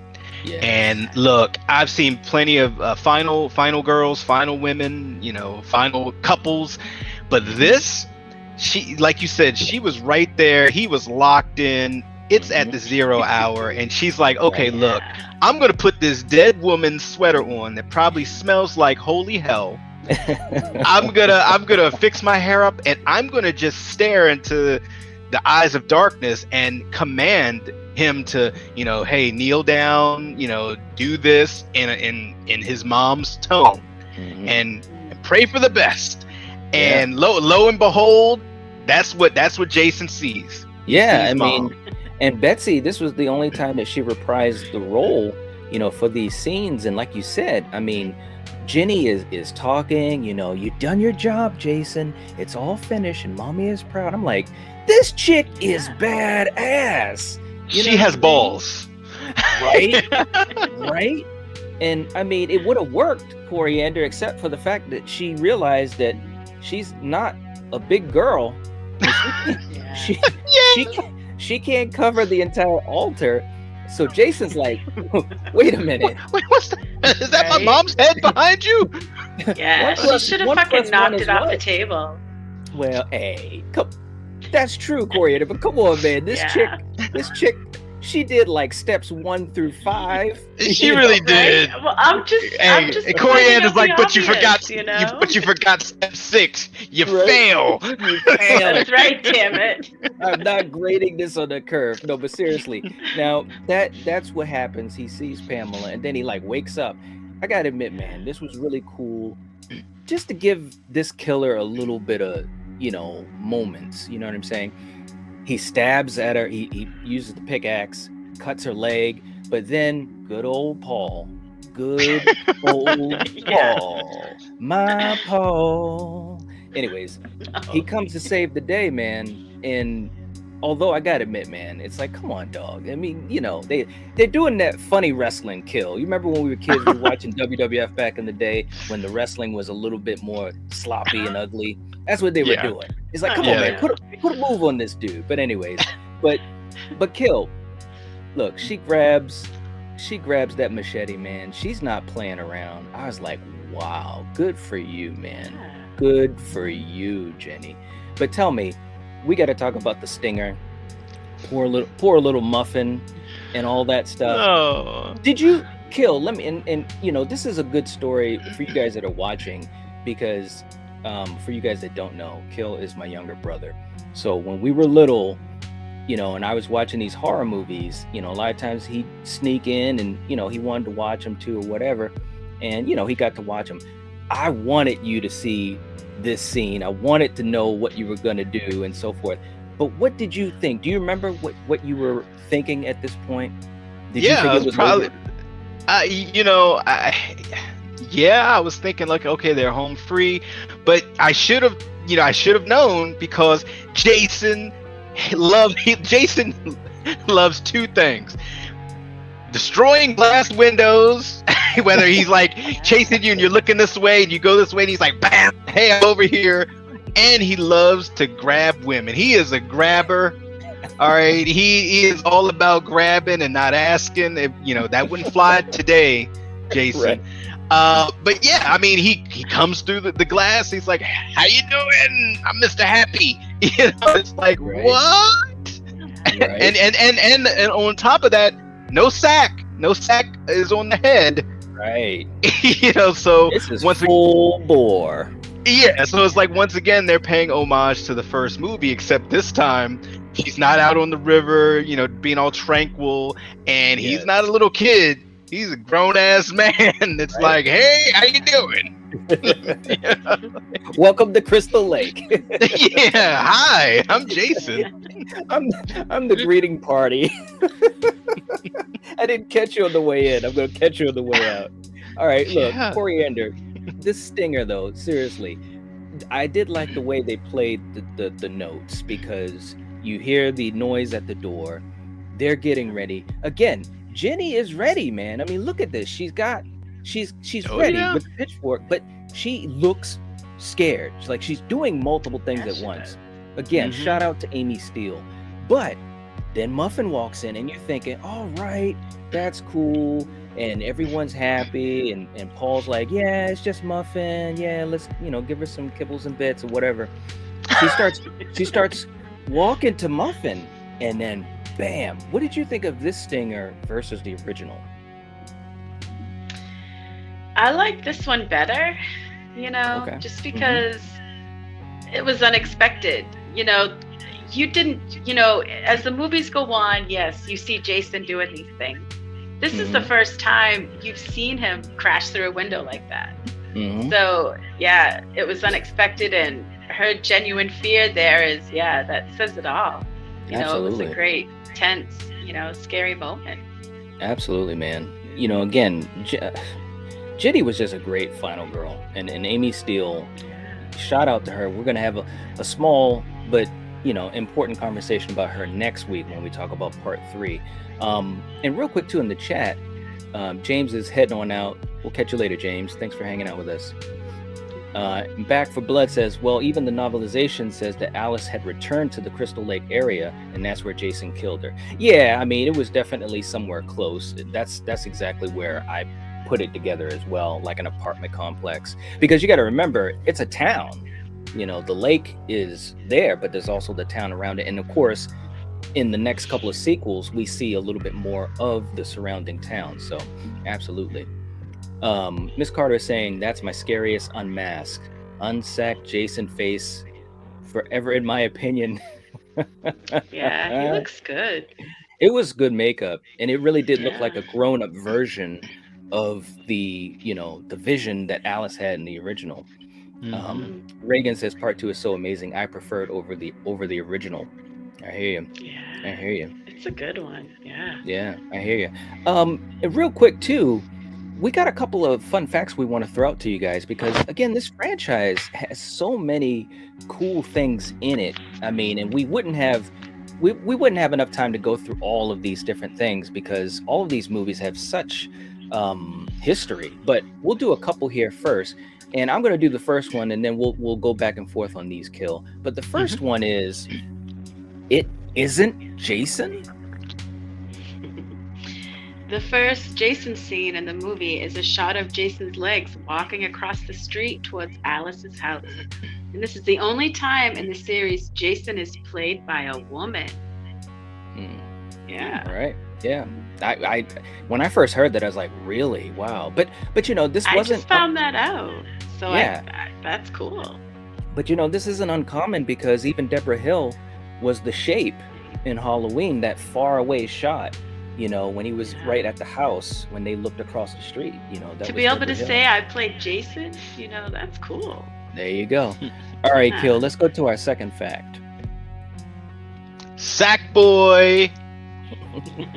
According to Dennis Murphy, the idea to have Jason wear a burlap sack came from their costume designer, who figured it was the type of readily available item Jason could find. Yeah, Sack Boy in the house, Kill. There he is in all his glory. Okay, our third one. Now, I don't know if you guys didn't know this, but there was another Voorhees, right? And you know what his name was, Kill? His name was Josh Voorhees. Yeah. The original name was Josh, but Victor Miller decided that it wasn't scary enough, so they changed it to Jason. Good deal. I'm glad that they changed it, man. Right? Could you Can you imagine imagine Josh? Josh. No. It just Josh. doesn't work, right? All right. No. We got 3 more left. Our next one, Kill. Poor Alice. Yeah, Adrienne King said in interviews she improvised the whole first scene and she didn't know she was going to die. Yeah, and I mean, again, there was a lot of history about that too, which was too bad for Adrian King. There was some talk that it was a money thing and so forth, but she definitely wanted to be in this movie, but it just didn't work out. So they just found a way to exit her, which it is what it is. But ironically enough, like I said, Amy Steele, I mean, she was a steal for this movie and franchise. So, Yeah. anyways, next one, and just like I was just saying, Amy Steele herself. Has stated that she found shooting the window scene difficult. The shot required 3 takes, and her frightened reaction is genuine. Yeah, I mean, like I said, she was just great. Everything she did was great. Okay, our last fact kill. Here we go. The other Jason. Warrington's agent told him he had a part for a camp counselor, Paul, and he auditioned, but he didn't get the part. However, they liked him, and they knew that he went to stunt school and asked him to play Jason. Yeah, man. I mean, again, a lot of history on this because in this movie, you had 2 people that were playing Jason. You had Warrington Gillette when he was unmasked and supposedly in some of the other scenes, and then you had Steve Dakovitz, who did most of the heavy lifting from everything that I've heard over the years. So it's interesting. You had 2 Jasons in this movie. Plus that chick. You had 3. Plus the chick. You had 3, right? Right. Hey, we could even count the opening scene when they showed, the end of 1. They were right back there too. There's 4. So, a lot of Jasons in this movie, man. Yeah. Real quick as we start to head out. You guys are so crazy, man. Shane was saying Adrian King has said that Alice's murder was a PTSD dream. Yeah, I can see that. There's a lot of ways you could take it. Neil in the chat saying definitely a lot of info out there on this franchise. If you haven't seen Crystal Lake Memories, I highly recommend it. Over 6 hours long. Absolutely, man. And we've talked about that. Just to say this to you guys, we covered this franchise on the old channel, and so now we're redoing it. This was a fun series that we did before, and we're approaching this a little bit differently. But we talked a lot about Crystal Lake Memories because that's just an amazing documentary. Kill, you have the book, right? Yeah. Well, look, I'm telling you guys, if you're a Jason fan, you have got to get this book. It is so cool. Crystal Lake Memories. All 3 of us have this book. All 3 of us have seen the documentary. This is amazing. All 3 of us have that box set. All 3 of us have the box set. I guess we like this franchise, huh? I think we do. Right? I wear them man. all the time. Right. So yeah. So yeah, guys, check out the book. I got mine on Amazon. I think we all got ours on Amazon. I've seen it at bookstores, not in a long time, but and that documentary, like Neil was saying, it's amazing. I watch that documentary sometimes just for fun, instead of watching the movies themselves, because it's so much background. I really, really love it. Marion's in the chat saying Joshua Voorhees, no, just no. Right? Denisha, think all the Jason movies are good. Yes. Yeah. Miss Carter, first strike. I mostly agree with you, Denisha, but I hate Jason Goes to Hell. Where is Eric? Eric? Eric's still in the chat. I can't wait till we get to that movie. Oh my goodness. Eric, I hope you're listening. I hope you hop on for that one, honestly. Please. Because Eric, I need you with me on this one. Eric says that book is an awesome read. I have it too. Highly recommend it. Absolutely. Yeah, absolutely. Nice. Man. And we will get to Jason Goes to Hell. That's going to be a fun conversation for sure. And look, yes. Eric, there he is. He says, there's always at least one hater. My man Strange Monkey's in the chat too, saying the documentary reminded me that Friday the 13th series exists, right? I'm telling you, man, because it's been so long since we've had a movie. We've talked a little bit about the lawsuit being over. We're going to do some more complimentary episodes on the series other than just the movies themselves, but we're fingers are crossed, man. Miss Carter saying, did you steal your baby brother's book, Knight? Just kidding. No. Actually, I think you were the first one that had it, didn't you? I think you I had yours think before so. me. Yeah. I think so. Hey man, those baby brothers, they have some smarts. Um, but seriously, man. But seriously, this movie was great. For you guys that haven't seen it in a while, I think it's a fun watch. For you guys that have never seen it, you gotta see it. If you're a horror fan, Yeah, you a do. slasher fan, a Friday the 13th fan, this is a really good time. It truly, truly is. And the even better news is that they just kept tweaking, this very simple type of story. And I think that's the other thing I want to say too. It's a very simple story. So they're already, they're not bound by complex type of things, trying to figure this out, that, this, and that. It's a very simple story, and they execute it very well, especially for 1981. Because Coriander, as well as I do, we've watched a lot of slasher movies from 1981. I think we're up to about 1984 now. Yep. Some of those movies, they just don't touch the level of these Friday the 13th movies, No. So Yeah. credit to them.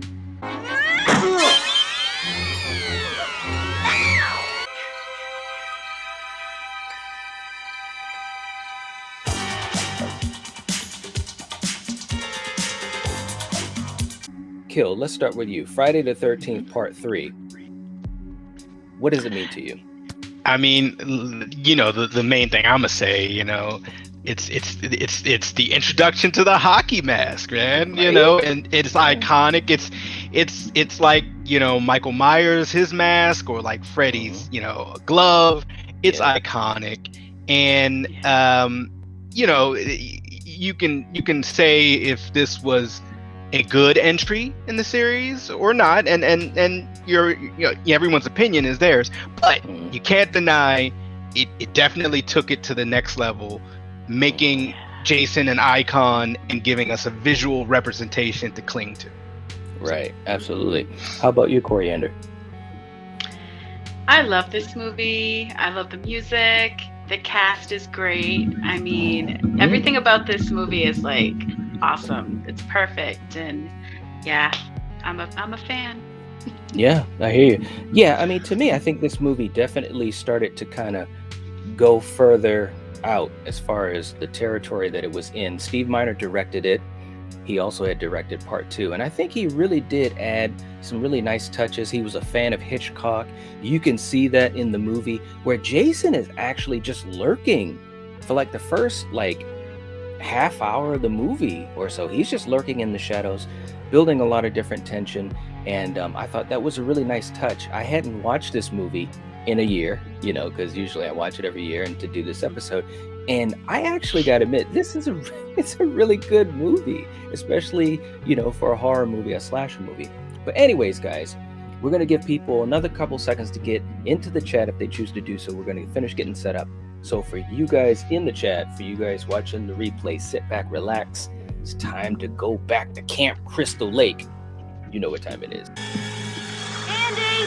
Yeah? Are you still out there? Yeah. Let's start this thing off, man.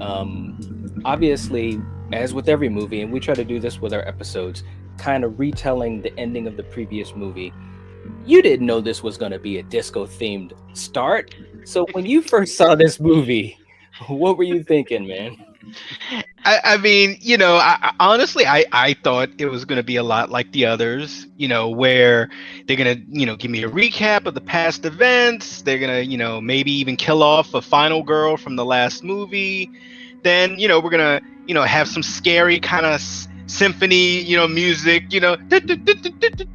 something like that. But no, this one, hey, they took me there. For one, it's in 3D, and then you see Mother Voorhees, her head, it zooms in, and then suddenly you're jamming. Like, wait, what are we doing here? All right, okay, I'm here for it. And Knight, you'll know this, but as far as the Friday the 13th movie, it's two of them that stick out, and one of them has another theme where they took some liberties from another iconic franchise at the beginning. Yes. And then this one. So those two always stick out because it's like man, they're doing different things, and I like it. I'm here for it.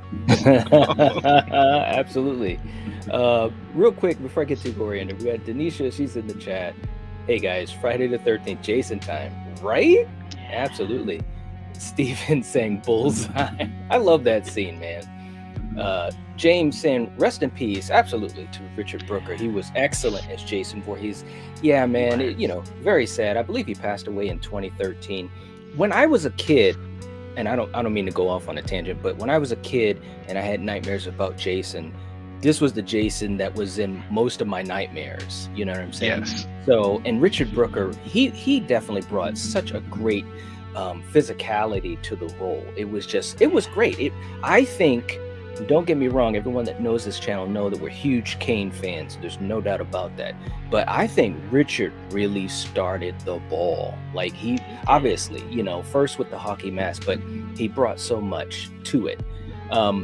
Neil was talking about he had his 3D glasses from the steel box set on. Nice. That's awesome, man. Miss Carter saying, I wish I was watching the Sexy Night Watch Zone crew in 3D. I wish we could have put this in 3D a little bit. I was thinking if there was any way to do that, that would have been really cool. Dre saying, I love when he finally gets the mask. It's the score that wins my heart. Yes. Absolutely. Yes. Yeah. Great point, man. I mean, that score, it really elevates so much. When I was a kid, the score itself scared me, and I miss that. I miss that feeling. I know a lot of it is because you're a kid, but anyways, Coriander, as we start this movie and we're introduced to this new cast, and by the way, Dana Kimmel, who is the lead final girl, who was amazing. We just had talked about her a few weeks ago in Sweet 16, where she was also very awesome in that movie. But what did you think of this cast? I enjoyed this cast. You had the couple that was going to have a kid together. You had the stoners. You had this girl. What the hell's her name again? Dana. And yeah, she picks up her buddy, and of course, Shelly. I enjoyed this cast. Shelly. Yeah. Larry Zerner. I enjoyed Shelly. Yeah, right. You go. All right. So, I like this whole cast of characters. I've got nothing bad to say about them. I hear you.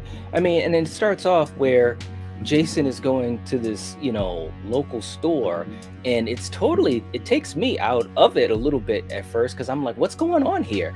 But sure enough, he's stalking people, he's lurking around the corners. Kill, did you think that made him really effective in this movie, like building up the tension? Yeah, because now I'm wondering, okay, what are your motives? Because before it was killing, camp counselors at Crystal Lake proper. Now you're like in Crystal Lake, the town, the surrounding areas. And, hey, I know that feeling at midnight. You want a snack. And he's like, look, I'm going to go get me some jerky or something. And, they're closed. So now he's a little pissed, and he's, creeping around the clothes on the clothesline. And hey, he's like, hey, I'm here. I might as well kill someone. Why not? But I loved the way the cinematography of this scene was, with him like kind of lurking, and you see him but you don't see him. It's very much sort of like The Shape, some Michael Myers stuff. And it's creepy. It's very creepy because we all can see, okay, he clearly has no sack on. He has no hockey mask on, so he's just, hey, this is my face, this is what I look like, and I'm just living my best life. Man. That handsome mug.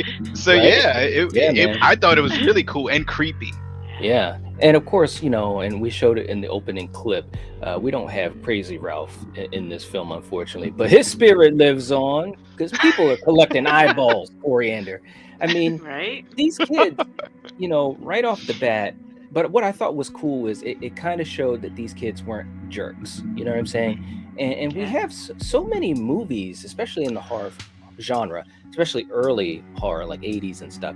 You always kind of have that asshole, you know what I'm saying? But none of these characters were jerks. I mean, Shelley played pranks, but he didn't mean anything, bad by it. He just wanted to try to get attention and all that type of stuff. But early on, man, the creep factor is there because Chris is going back to her childhood home on the lake, and there goes your man Shelley lurking. When they got there, right? God damn it, Shelley. Damn it, Shelley! But when they got there, what were you thinking? I mean, did you think that Jason was just gonna come on out and just start hacking away, or were you starting to get used to this lurking in the shadow stuff, Coriander? It doesn't matter to me what Jason does, because when he starts doing it, he does it right.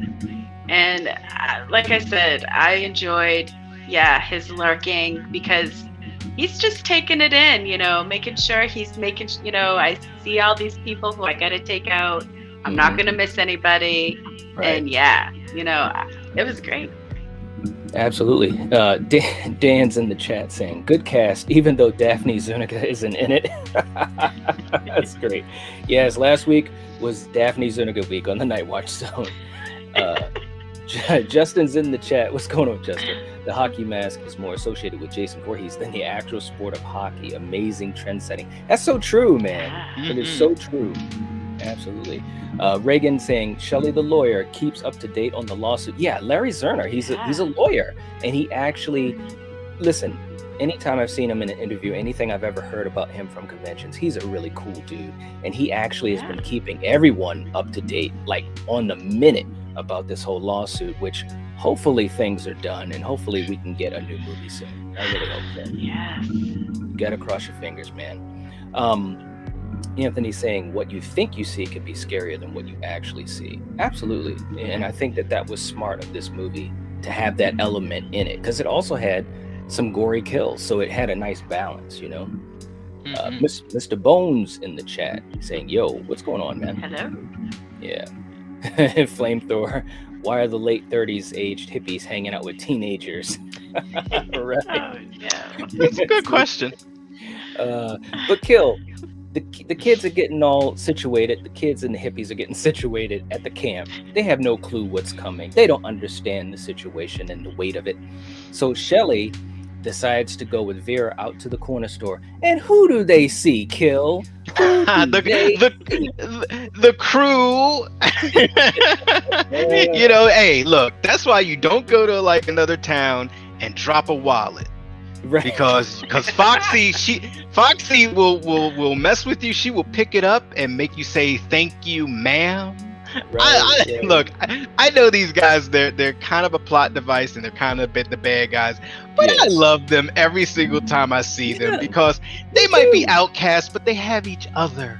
But the scene too, it's like, I guess what I'm saying is it's giving you like character moments. It's trying its best to give you some character moments and not just kill. Yes. You know what I'm saying? Yes. And it really builds up Shelley a lot more too, because he has to get the confidence to kind of have that type of bravado that he didn't have, you know what I'm saying? And it was a funny scene too, man, when he ran over the bike. He ran into the bike and then it was like turns around and that's it, he's gone too far.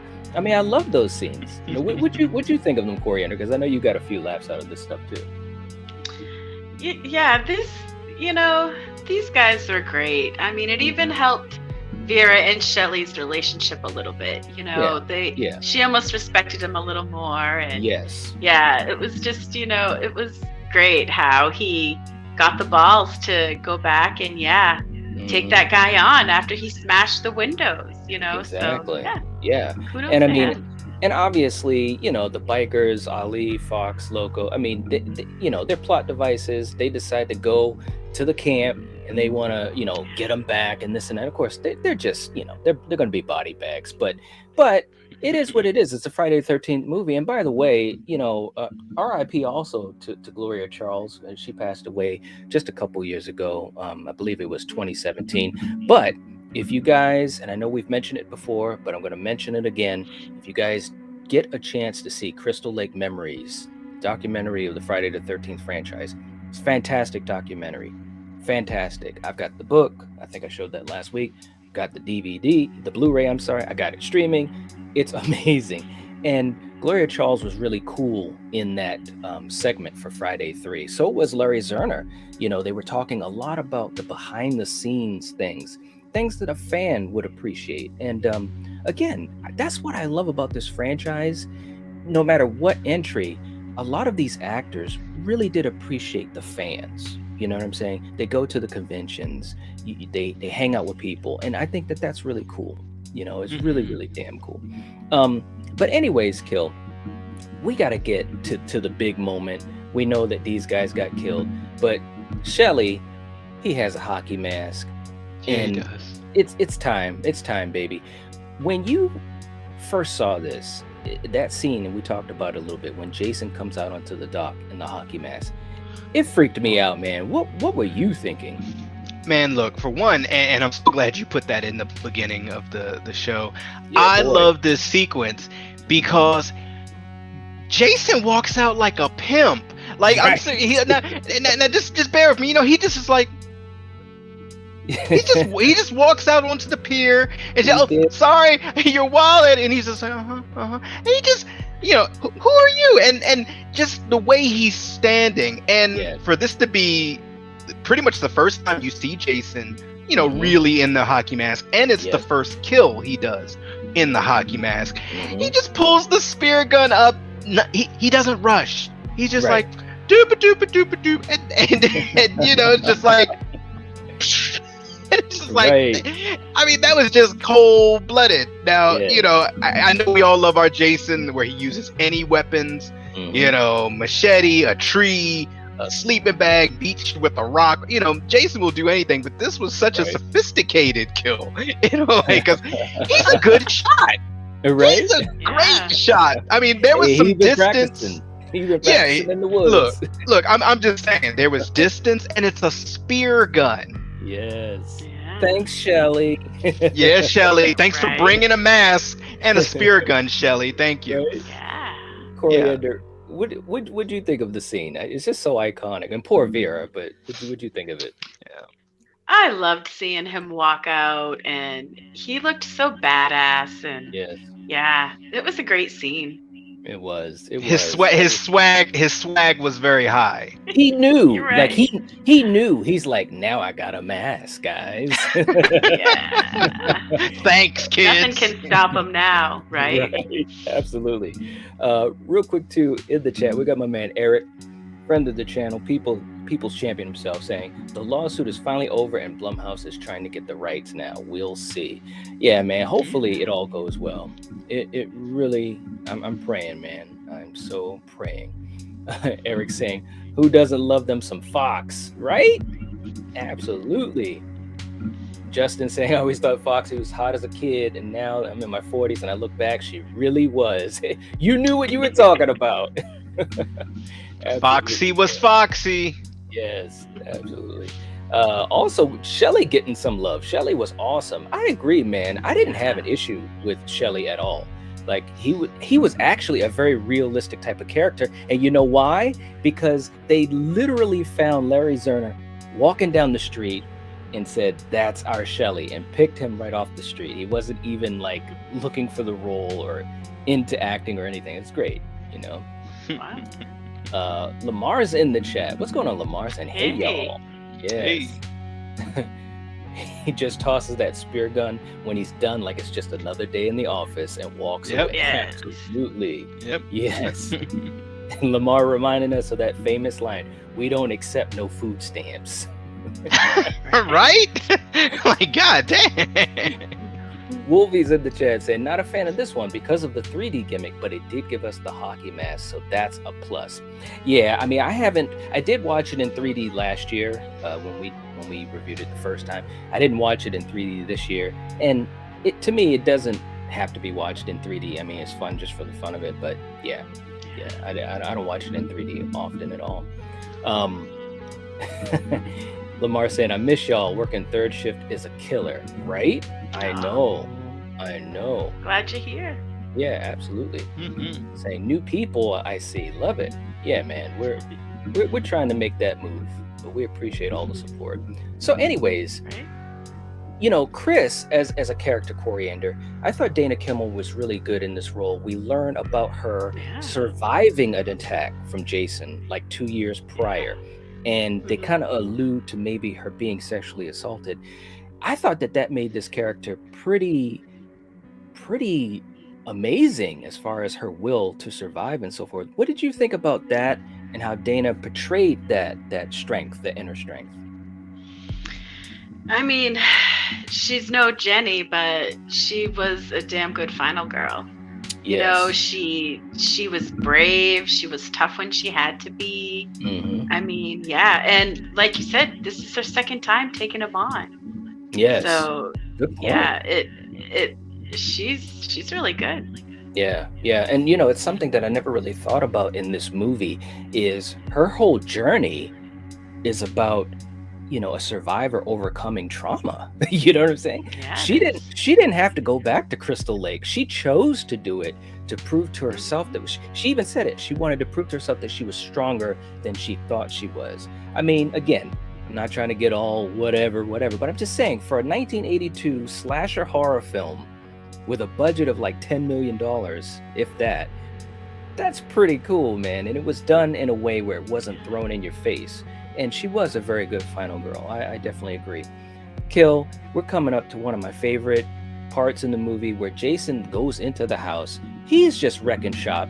People are just trying to have intimate moments. And Jason's like, yeah, you can do that. And you might want to do your handstanding, but guess what I'm going to do? Take me through these scenes, Kill, and what you thought of them. Well, before I do that, I just want to say shouts out to the brunette final girl representing, third time's the charm. We had two blondes and now we have a brunette. Shouts out to the brunettes in the house. But yeah, like Jason just comes into the house and he's just like, hey, I live here now. This is my Right. house. You guys are having sex, that's a sin. You're taking a shower, that's a sin. You're doing handstands, that's a sin. And he's just going around. But the one thing I have found very interesting between the second movie and this movie Mhm. is Jason also is a low-key ninja, because he can be in the house and he's a pretty big guy and carries big things to kill you, and you won't know, and he'll just be in the shadows. He'll not only kill you, but he'll like dispose of the body just enough that you Yeah. won't find it right now, but when he's stalking you and you're looking for a hiding spot, then you'll find it. So it's like he's just awesome with it, and I mean he's taking these guys out Yeah, he is. hardcore. He's snapping spines. He's stabbing you through a hammock. I mean, all the food groups we love, and he's just dismembering people, tucking your bodies Yeah. in places. You're sitting there resting, like no, Nope. and nope. And once again, don't ask the question of where did he get that knife to stab her. Look. Jason's like Batman. He has like a utility belt. He'll reach in like, oh, I'll use a knife on her, and it's just awesome. But It for is, me, once he comes in the house, that's when the movie really kicks it into that next gear of, wow, Yeah. and I couldn't calculate it fully, but he aced out a bunch of people in a Yes. very short amount of time. Yeah, he did. Kind of just like the second movie. Yes. The second movie, when you hit that it's like 28 minutes left mark, that's when the shit Yeah. hits the fan, and he's just That's like, true. you, and it's just great. Yeah, man. I mean, it went into that next gear. It was really, really good the way they did it, man. Anthony saying Jenny was a tactician and Chrissy was a fighter. I could definitely agree with that. Yeah. Mega Giants in the chat saying Friday the 13th Part 3 is the best movie in the Friday the 13th franchise. All right. There you go. Now we got it going. All right. Let's see. Lamar saying, I'm mad he killed a pregnant chick. Right? A lot of people forget about that, Of course, Hey. Eric is giving He the doesn't commentary. discriminate. Right. If Jason Hey. would kill a dude in a wheelchair, a pregnant woman means nothing to him. That's exactly what I was about to say. That's funny. Oh Lord, that's great. Let's see. The handstand kill was brutal, so cool. That is still one of the best kills in the franchise. Yeah. My favorite one in the movie. Yeah, it was just so good the way it was done, the camera angle. I mean, they set up this Where you could see him split. Yes, they set up plexiglass underneath so that they could shoot it, and so they're looking up, and it was just some great stuff. Practical effects, man, practical work, real. And he looked like a giant in that scene too. Yeah, he did. That angle and Still one of my favorite kills in the entire franchise, and this is from 1982, guys. But also, like you said, Kill, he's taking people out one by one, right, left. This is the part that started to really get me, because Chris is starting to realize she's alone, and man, some people, they just get it really bad. Coriander, I know that this scene got you too. What did you think, man? Because I mean, seriously, it's like he crushed his head, man. Yeah, well, he was kind of dumb because Dana was like, "Hey, wait for me. I'm gonna come with you," and he just runs outdoors as fast as he could, and instantly Jason grabs him, and fatality. Yes, definitely fatality. Right? Yes, man. So, It's some crazy stuff, man. Kill, what'd you think of that scene? Oh, I love that scene. I mean, and then, I know the 3D effects, it's not really all that, but that eyeball coming at the screen, it's like, geez. And one thing, Jason, and I hope I'm not getting too far ahead of myself, but Jason does not like windows.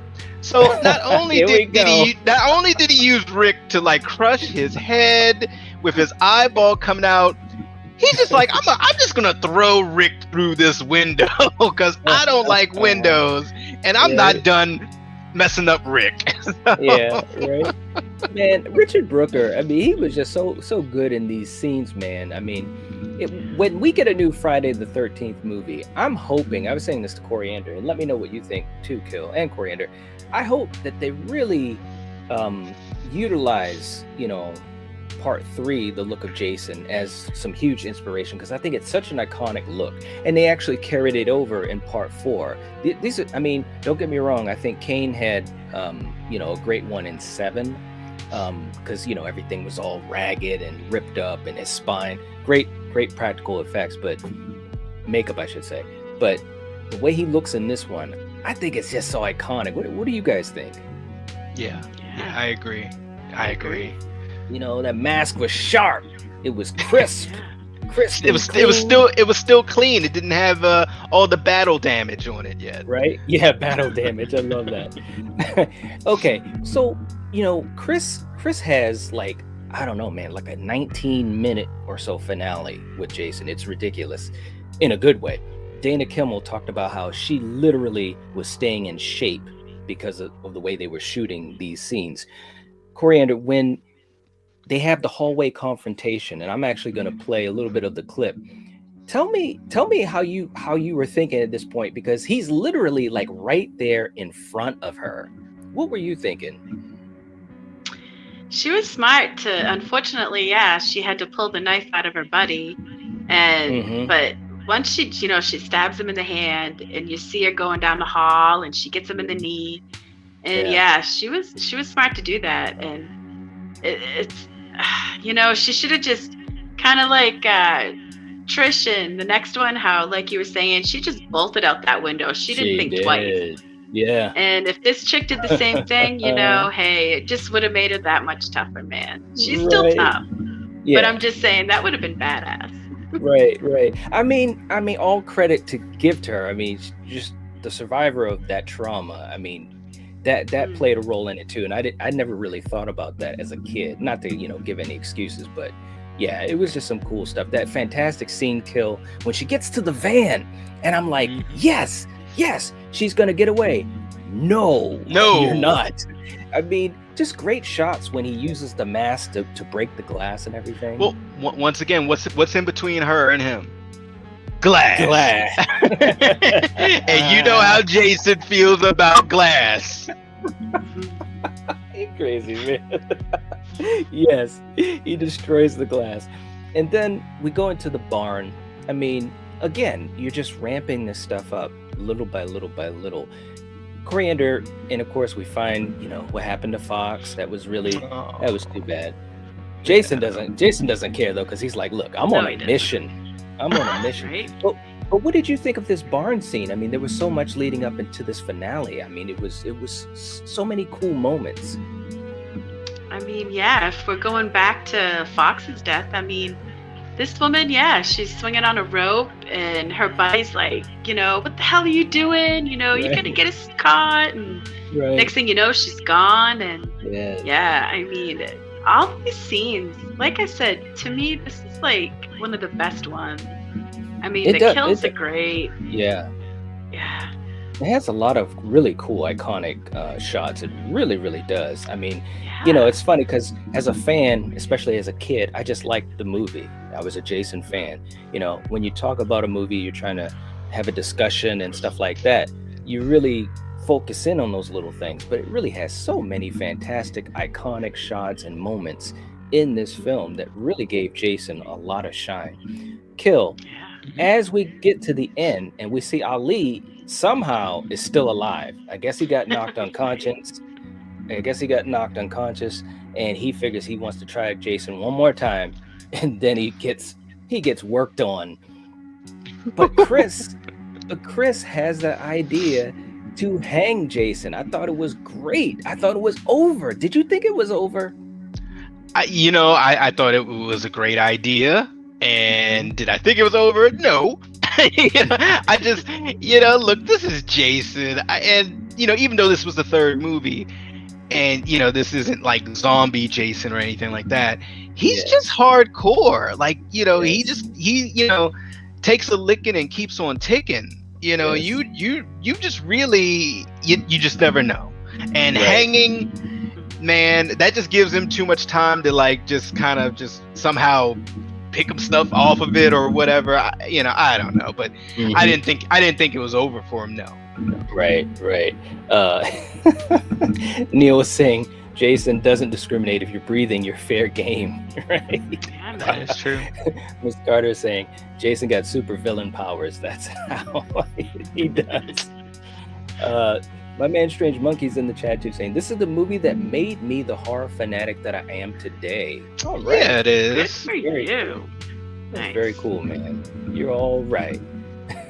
Eric, nothing is over. Night, nothing. Exactly. But yeah, I thought it could have been over. This film had like 3 stingers. Like usually you just get one. You know what I'm saying? And this just kept ramping it up. Coriander, once he pulled himself up off the rope and he showed her his face because he had to remove the mask, it was like, wow, man. I mean, she was literally beside herself. Yeah. But she didn't back down. No, she didn't. I mean, she just realized, like, holy shit, he's still fucking around and he's after me again. Right? So, yeah, she just stepped it up. And when he was slashing at Ali, it's funny because when he first attacked him, it looked like he was cutting off something or chopping him up. So Yeah. who knows what the hell he was actually doing to him, which is kind of funny. Right. But Absolutely. yeah, when he was really hacking him up now, yeah, she got that axe and slammed it right into his head. Yeah, man. And he still started moving forward. It's like, you have got to be joking. Jason has had his Wheaties today. What is going on? It's crazy. But obviously, that was the moment when he just fell to the floor. Like I said, this movie, it's crazy. It grossed $37 million. And I actually misspoke earlier. I thought it was like 10 million. I don't know what I was thinking. It was only like 3 million for the budget. So this movie did really, really well. And Coriander, this was the movie that unseated E.T. from the #1 spot in 1982. Yeah. Isn't that crazy? That's That is awesome. so crazy. It is That's awesome, awesome. man. Horror genre, another win. And Jason to boot. Yeah, man. Jason the Boot. That's right. And I think this was the second highest grossing horror movie of the year, right behind Poltergeist, if I'm not mistaken. So Right. just it's all wins. It's all W's. Yeah. Man. But Chris decides to go off in a boat, get away from the barn, get some distance, so forth and so forth. And Kill, this was not the best of ideas. Tell me what you thought. Ladies, I know you Oh, guys no. have been through a lot. At least the ladies of the Friday the 13th franchise. I know you've been through a lot. But get away from the boats and the tranquil waters, because look at Mr. Happy. Yeah. He's Yes. like, oh, you're out in the boat. Oh, here I come. And look, it's like he's smiling. He's like, yep, Yes. I'm gonna kill you. I'm gonna kill you. And then Mama's like, no, I got this, son.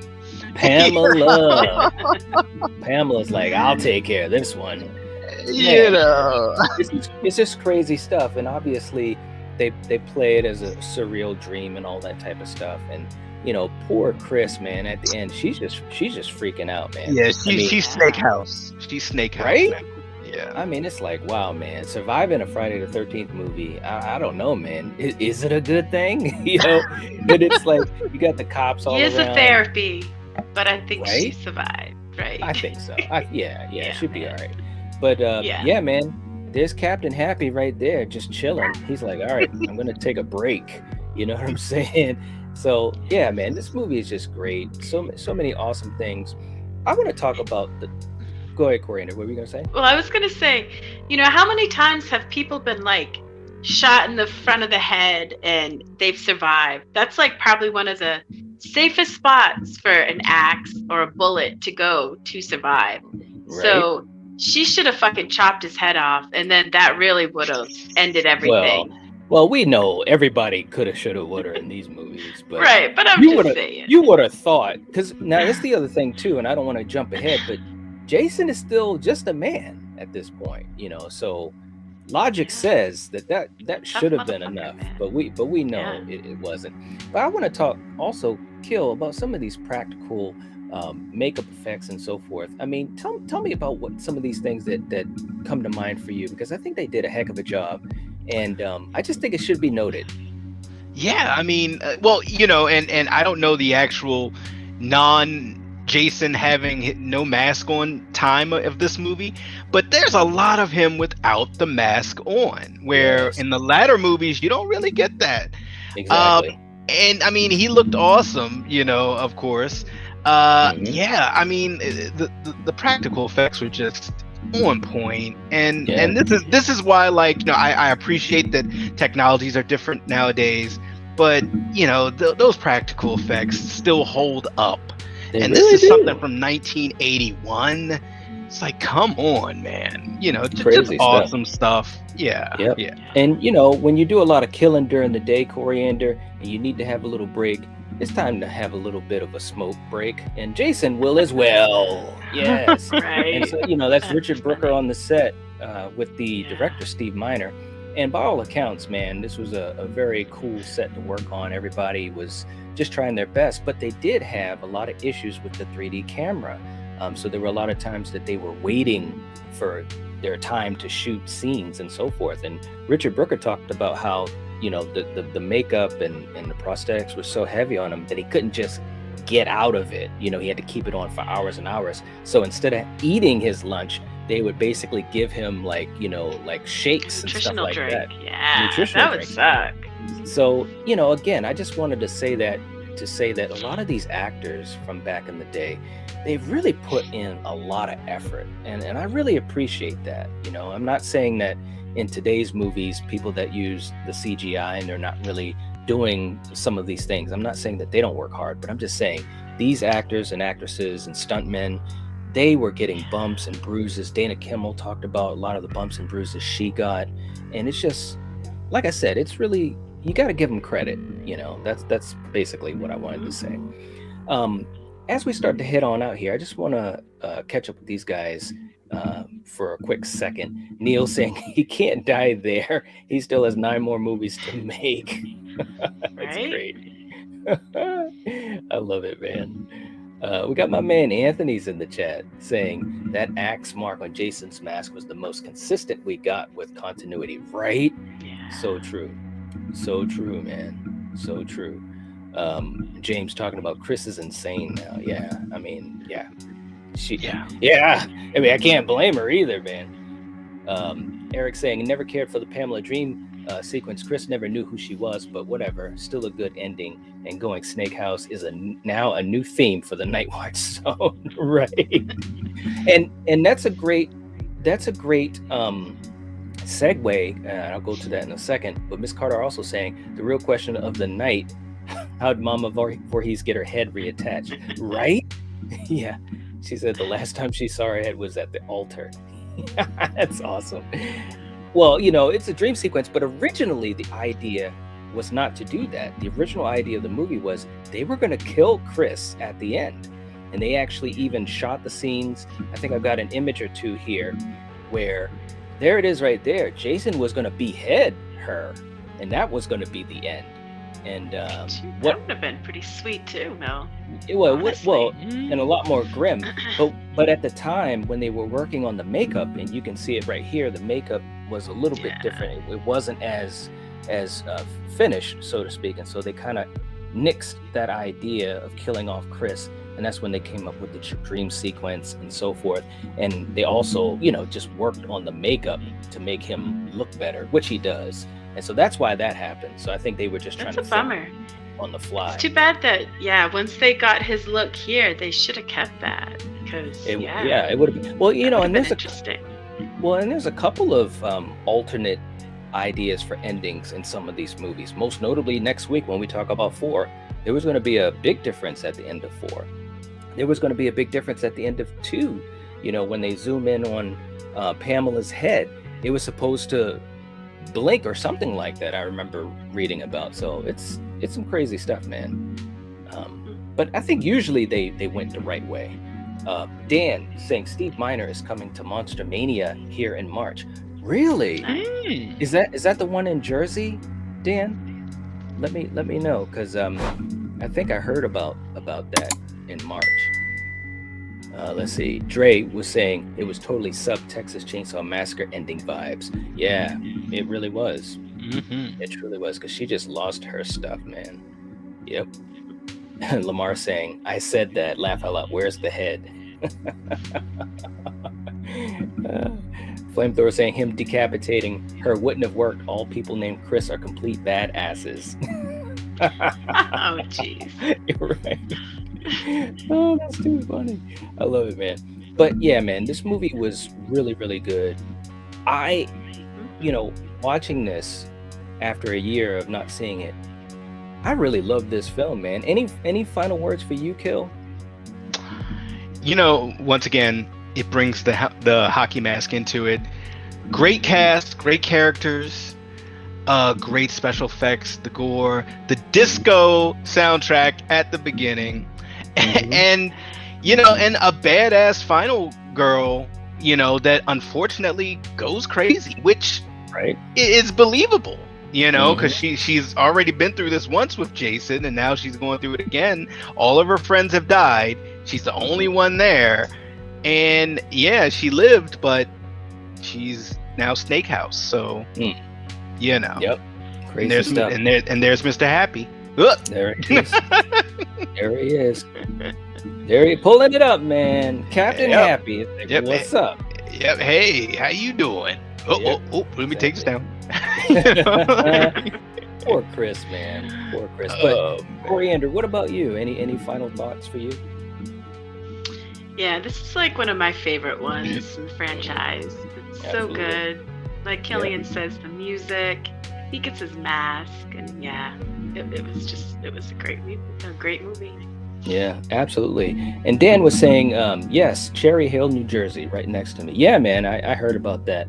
And yeah, man, well, we'll see how things go. But yeah, that's really, really cool.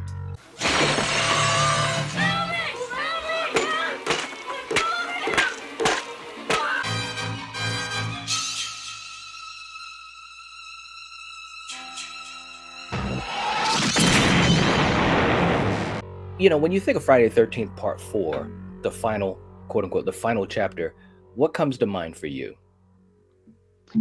Obviously, that dance, man. The dance, and yeah, this is like one of the best ones. I love this movie.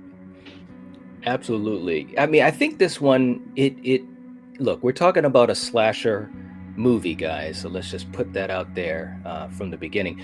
But it really looked like they tried to do some interesting things with this movie, having a family as the centerpiece, having a child, as one of the final people left.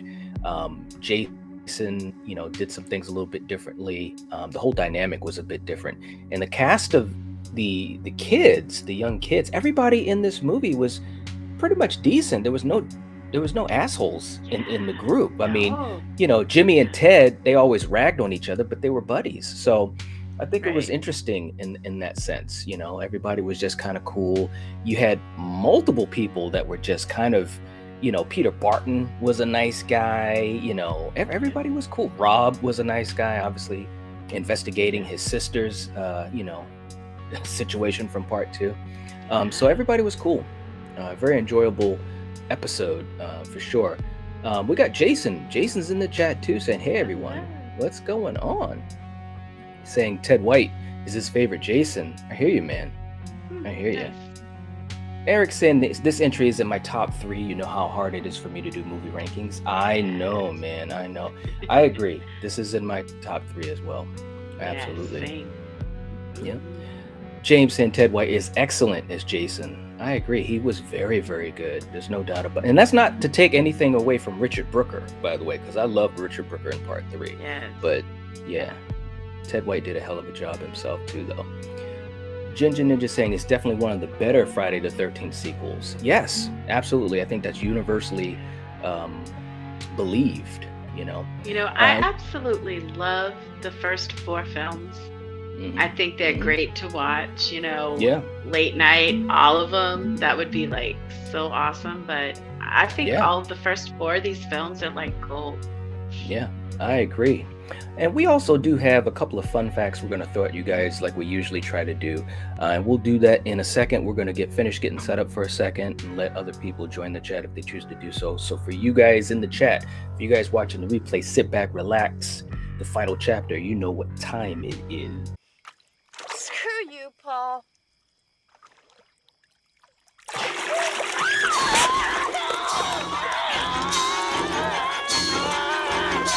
When this movie starts off, first of all, we saw the events of the previous film. Jason is dead, right? We thought he was Is dead. he though? Right? Is he? No. So But yeah. so he's taken, and I gotta admit, and also let me just say this too, guys, because this movie is fantastic, directed by Joe Zito, and he did a hell of a job. And Coriander, we also know one of the movies that he did that we reviewed, and Neil's gonna love this. It was our episode that we did of The Prowler, which was a great Yes. episode on Slasher Savina Movie did Club. the effects for that. Yeah. That's right. And Joe Zito actually asked Savini to come on to this film to do the effects. So, you got those parallels. And definitely, guys, check out our episode of The Prowler. Fun stuff. And we had Neil on as a guest, and that's one of his favorite episodes too. So anyways, but the movie starts off really well because it's right after the events of 3 at the barn. Jason's on the ground, and you got these guys basically picking him up.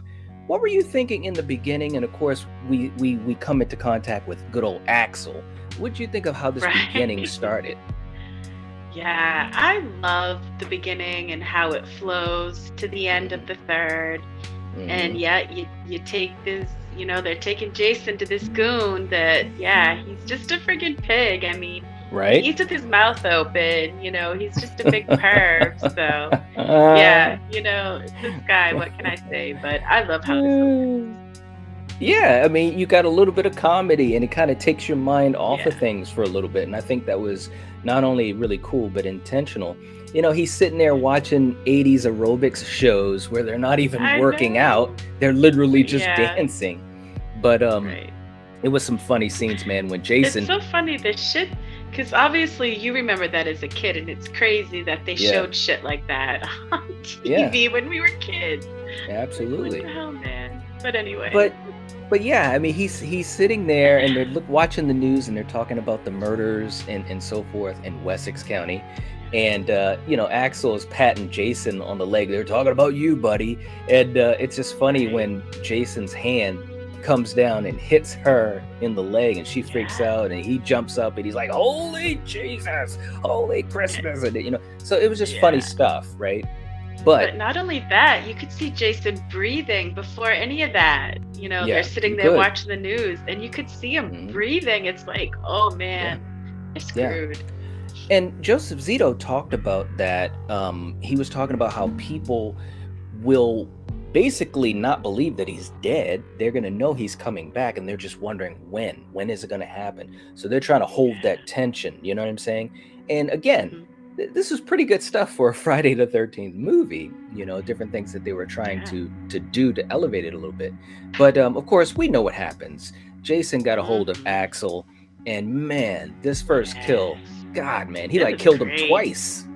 He did. Yeah. I mean, crazy. He pretty much could have ripped his head off. It's just hanging by skin. So pretty much. Yeah. And then of course he gets her as well, and that was pretty much was lightweight duty.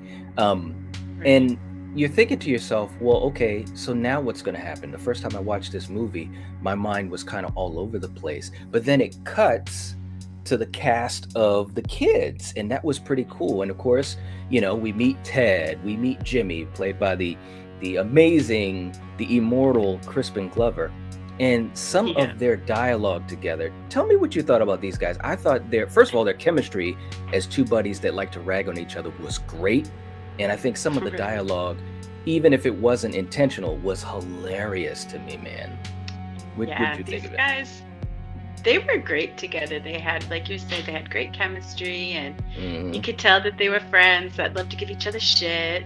Yes. Yeah, this whole scenario so far with these group of kids is believable. You believe they're all just going to do what they're going to do, and I really enjoyed this cast. So. Yeah, absolutely. Anthony saying, I always thought he was some degree of a supernatural being even before 6. He was definitely on that edge. There's no doubt about that. He was really on that edge.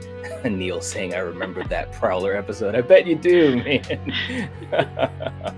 You were great in it, man.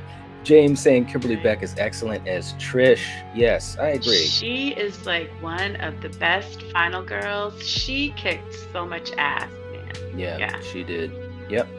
Anthony saying if Halloween and Friday 13th sit in the same universe, in my headcanon would be Axel being the brother of that hospital worker in Halloween 2. Bud, yeah, very similar. So Friday definitely maybe got some inspiration from Halloween 2. Absolutely. Eric saying we started Friday the 13th movie with a helicopter shot. It's so good. Yeah, and they definitely thought that would help to give it that extra shine on the movie, showing that hey, this is a little bit of a bigger budget and we're trying to do some different things. And Neil got wrapped around the axle. Nice. We got Denisha's in the chat saying, hey guys, I'm here. Jason time. What's going on? Nice to see you. Rusty's in the chat saying better than the original, no, but then I consider the first 4 one giant perfect movie of glorious joy. Yeah. Yeah, absolutely. I agree. Yep. Gabrielle is in the chat saying, hey, Night Watch, long time no see. This Friday was cool because Jason meets his match in Tommy Jarvis. Yeah, absolutely. Nice to have you, by the way, in the chat, man. Yeah, I think Tommy was a really interesting kid, and I think Corey Feldman was really good in the role. I really do. He was. Yeah. He was. Yep. And we also, the first time that we actually get a reference to Pamela, her name being Pamela instead of Mrs. Voorhees. So they threw that in there, and that was really, really cool too. But as we alluded to, we got to talk about the Jarvises. We see Trish and her mom just jogging around, very normal, just a mother and a daughter enjoying some jogging time, quality time. And Tommy is us, man. He's just an average kid playing video games. He loves to make masks, which was an homage to Tom Savini. And it's just really cool to see these guys interact. It's a lot different than what we had seen in the previous Friday the 13th movies. What did you think of their family dynamic? It was, for a single mom, she's Mhm. doing a hell of a job. So I Yeah. thought the family dynamic was great. Yeah. I mean, they were very believable and they just seemed like Yeah. normal people, Yeah, normal they did. people. Yeah. Loving Um, family. yeah, yeah. I mean, hey, that's what it looked like to me. Right? Let's see. James was saying Tommy was playing Zaxxon. Yeah, I remember that. Absolutely. And of course, next door is where the kids are renting the place out, and we meet them. Kind of getting a little deeper into them. We meet the Doublemint twins as well, and they played their part. It's funny though, but when you see interviews of all these actors and actresses, it's really cool to see how they, even if the filming was difficult at times, they enjoy being a part of this because of the fans, the love of the fans, and I think that's very, very cool. Very cool. But we also have to meet Rob, who comes to the rescue when Trisha's car breaks down. Now, now I'll throw this to you, Coriander. First of all, what did you think of Rob as a character? We know what his mission is. You can talk about that if you'd like to, but he at first he definitely seemed kind of a little suspect to me. But what did you think of him? You thought, hey, I didn't think so. He kind of creeped up a little weird, but of Yeah. course, they're trying to make you Mhm. think it's Jason. So Yes. I didn't think that, he seemed like a nice guy. He helped Yeah. him. He didn't seem too threatening, at least to me. So I would have done Yeah. the same thing and offered him a lift if I could help him in any way. Yeah. Yep. Yep. Blucka was saying, "Is this the one where the guy screams, 'Yeah, Rob, Trish, run, run! He's killing me! He's killing me!'" Yes, this is the one. Jennifer Right? saying, "The brother and sister were not trying to kill each other. That's the sign of a good family." Exactly. Yeah. Definitely agree. But it's a really cool cast of characters, and they're just hanging out. They're gonna go down and go take a swim and so forth, and these guys catch up with them. But of course, and it's a funny scene, and Corey Feldman talked about this, because as they go down to the lake, you can see the look on Trisha's face, because she's like, "Oh man, they're gonna start getting Yeah. naked." And of course, it was just funny because Corey Feldman, he really was, to me, very gifted, especially for a child actor, because he could convey a lot of stuff, just by his expressions and the way he said his lines. But these were scenes to me that really solidified him as a character, but also Trish being that older sister, someone that's going to protect him and so forth, and I enjoyed it. And again, we get back to Jimmy and Ted. I just love their dialogue so much, because they're just trying to score as hard as they can, and it's not working. It's just some funny stuff. I thought it was good for the humor. That computer of theirs is giving them the wrong advice, that's for sure. Right? Exactly. It's like, come on, guys. You guys are doing something wrong. Let me Right. just catch up to the chat. That's too funny.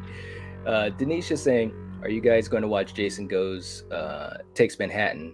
Yes, we're going to do the Yeah, whole we're going all the series. way, man. Going all the way Yeah. through it, man. No stops. That's right. Zoe's in the chat saying part 6 and 4 are really great. Yes. Yeah.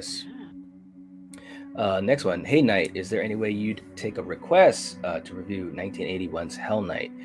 We do take requests. We also do have our Patreon that we will actually have requests in a row. But just to let you know, we did do Hell Night. It was probably maybe 3 months ago, I believe. It's in our Slasher Movie Club Slasher playlist. Club. Yeah.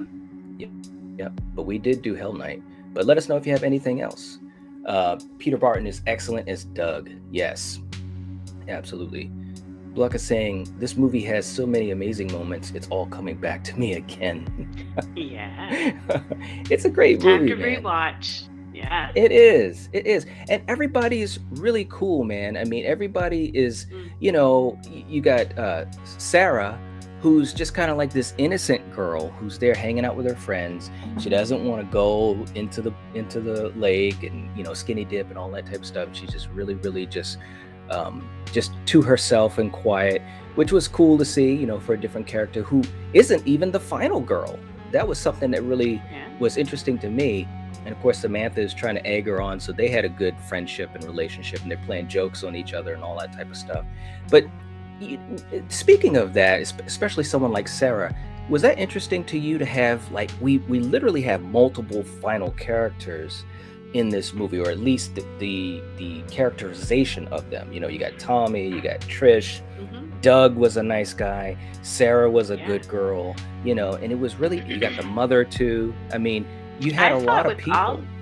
With all these characters, I thought the development of them was pretty good. I mean, I think so too. They gave you enough to where you're like, oh shit, you know, all these guys are gonna get it, and usually you're just like, I don't really care, I want to see them get it. But with this, they hit it just right, where it was just enough, and they didn't overkill. And, yeah, you literally wanted to see these people survive. Like, I remember, you know, rewatching it, especially when, you know, everything is spoilers, jumping ahead. But like when Sarah got killed, I was just like, oh man, that really sucks, because she was just a cool chick, you know, very quiet, down to earth, you know. No problem.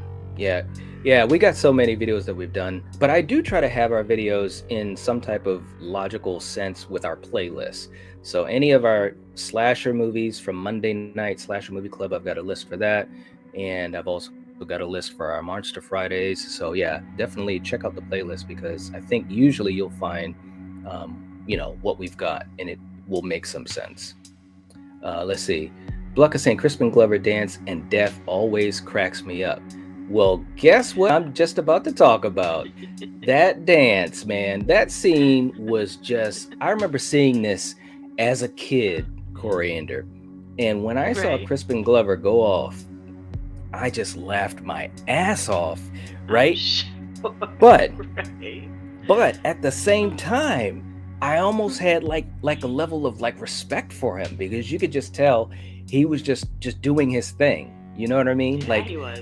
Yeah. We see his character being this shy, you know, reserved kind of guy who's trying to get a girlfriend, or trying to get over his ex, or the girl that kind of, you know, put him to the side. And he's not cool per se, and he's trying to get tips from Ted how to be, you know, more of a ladies man, less of a dead fuck, right? Yeah, right. And you get to this part with the dancing, and he's just like, yeah, I'm gonna do what I do. And like, it's the greatest thing of all time, man, that dance. Yeah, greatest thing of all time. And we'll talk a little bit about that too, in a moment with some of our fun facts. But they're just having fun at this party. And of course, you got one of the Doublemint twins. She's trying to make a move on Sam's, her guy. On all of them. Yeah. She was. And then she ended up with Jimmy. And it's like, what is going on? But it is what it is. It's all just entertainment to make us forget about Jason, because Jason is still out there. But we also find out what Rob is all about. And I'll let you take it from there. What did you think about his motivation for coming to Crystal Lake? Yeah, I mean, hey, he's looking for his sister. She went missing. So, yeah, why would you not try to go look for your sibling, you know? So I thought his story was great, you know? Yeah, I mean, it really explained so much, because he had all this quote unquote hunting gear and all that type of stuff, and I'm just like, what's up with this, you know? It's just crazy stuff. Real quick too, in the chat, Mr. Bones is in the chat. What's going on? All right. This Jason Unmasked was crazy. I think Tom Savini was responsible. Yes, he was. He definitely was. Justin's in the chat. Salute to the Night Watch Zone family. Hope all is well, listening and enjoying the show. Thanks so much. We appreciate that. Right? Everything's going well. We survived the blizzard. So yeah, absolutely. Yeah, it never took itself too seriously, and it made some of these cheesy moments so iconic. I really agree with that. And the kills. I don't consider this cheese. There's nothing in this that's cheese. It's just pure entertainment. Good old 80s entertainment. I hear you. All right. I hear you. Eric saying, Crispin Glover is one of my all-time favorite actors. He's an amazing and interesting person. I highly recommend just searching YouTube for his interviews. He's out there, but also so intelligent. He really is intelligent. I definitely agree with that. And he was great in American Gods. Yeah, I liked him in American Gods.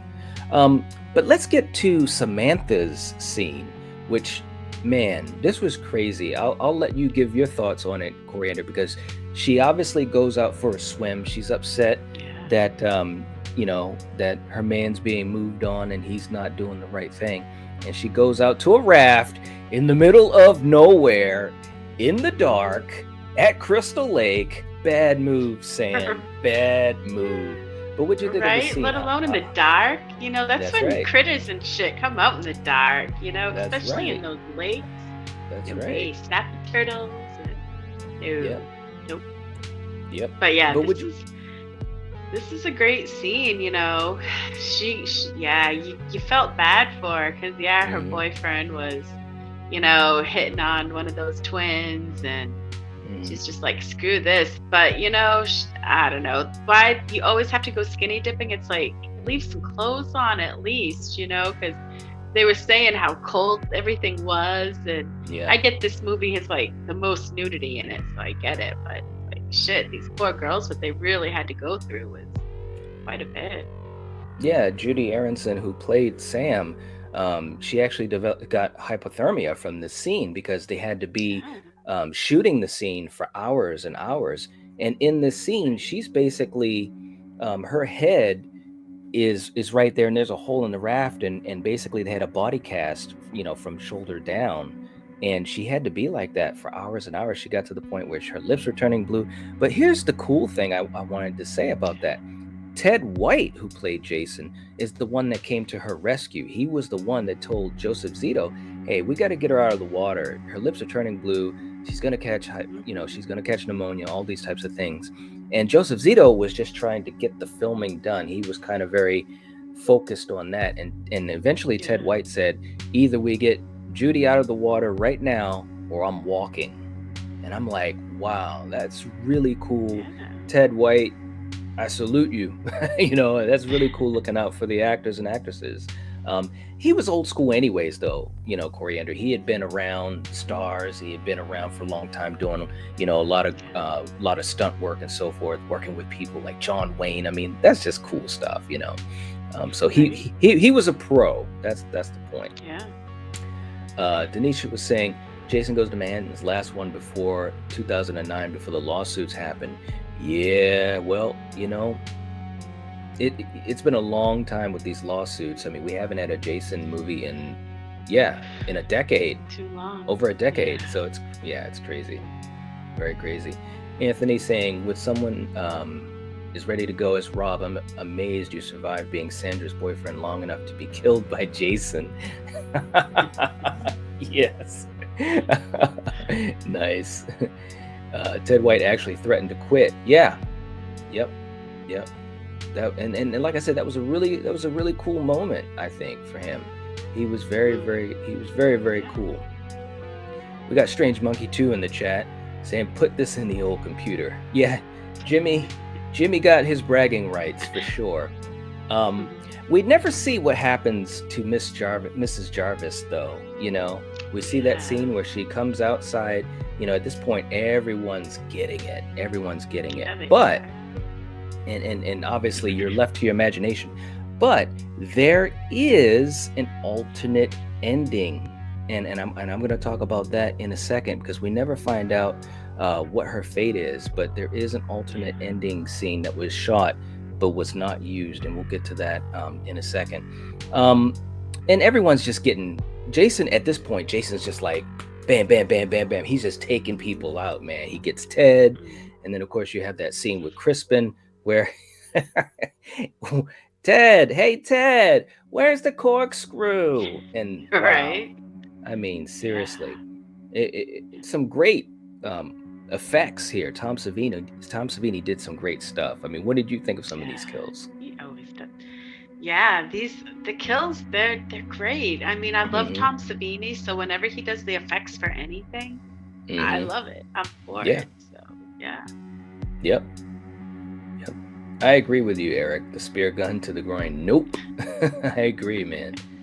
Anthony saying this one has my favorite kill in the franchise when the one twin gets impaled and we see it through the lightning silhouette. Yeah, it was some good stuff. Yep. And James was talking about Ted was smoking pot. Yes, he was. Yep.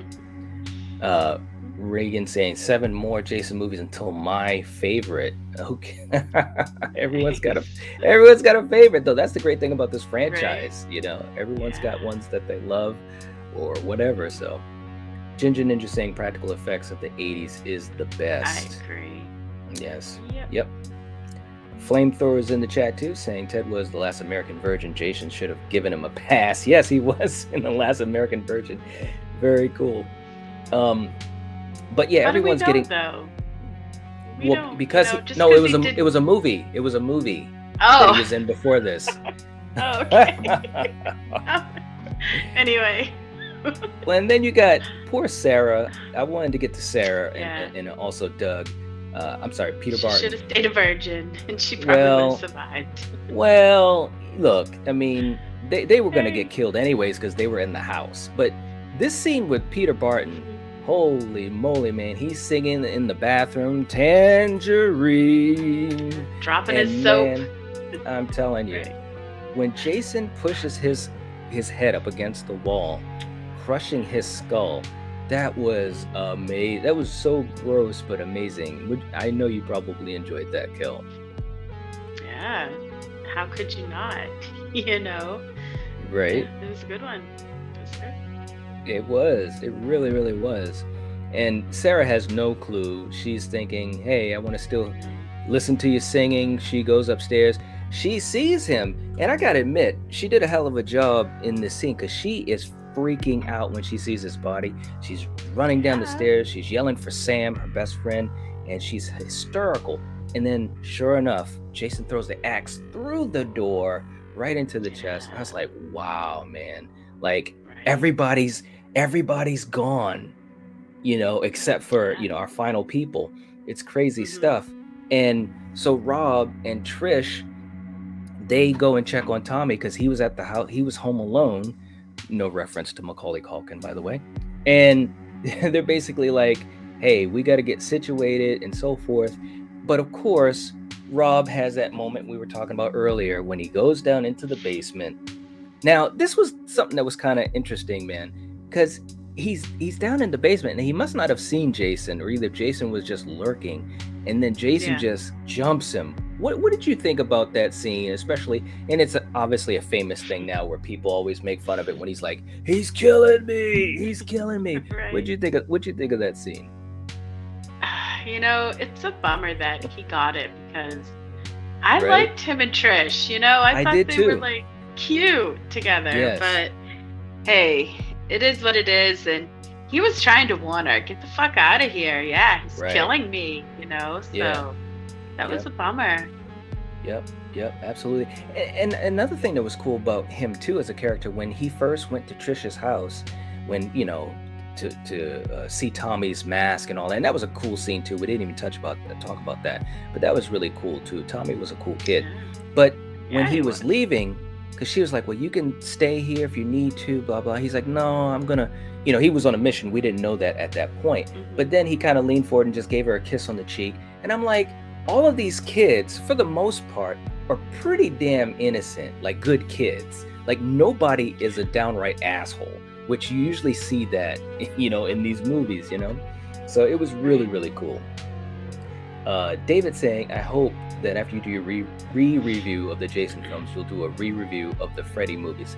That is the plan. I'm not sure exactly when, but that is the plan. We're not sure exactly when, because to do these series, guys, and just to throw it out there also, if you can, please give the video a like. It would help to support the channel.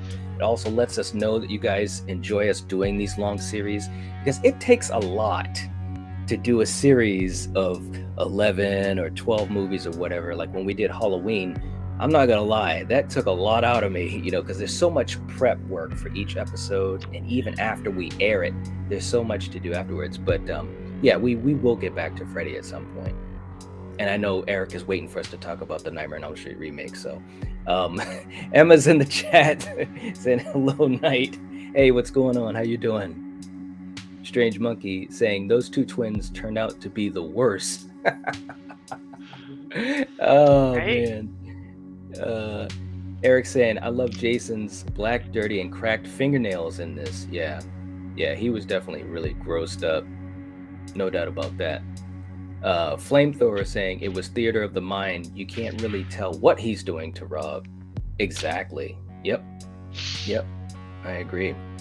Anthony saying, you ain't lying. I want to review the Godzilla movies now that I can edit video, but when it hits me that's like 35 movies, I get hesitant. Absolutely. Yeah. It's a lot to do, man. It really is. Yeah. Eric saying, not just a remake, but the Dream Child as well. Yeah, I know. Freddy meets Looney Tunes. But let's get to the finale here. So Rob unfortunately gets killed. Trish goes through a couple of scenarios that I thought was interesting. She runs back to the house. She's telling Tommy, to get away, get upstairs, be safe, and this and that. And we have we have a couple of iconic, fantastic scenes here, Coriander, that I want to touch upon. First of all, when Jason comes through the window and grabs Tommy. The way this was shot, it was just great. What did you think of this scene? And of course, Trish just being a badass with that hammer. Yeah, I mean, like I said, Trish is, probably next to Jenny's like one of, my two favorite ones for sure.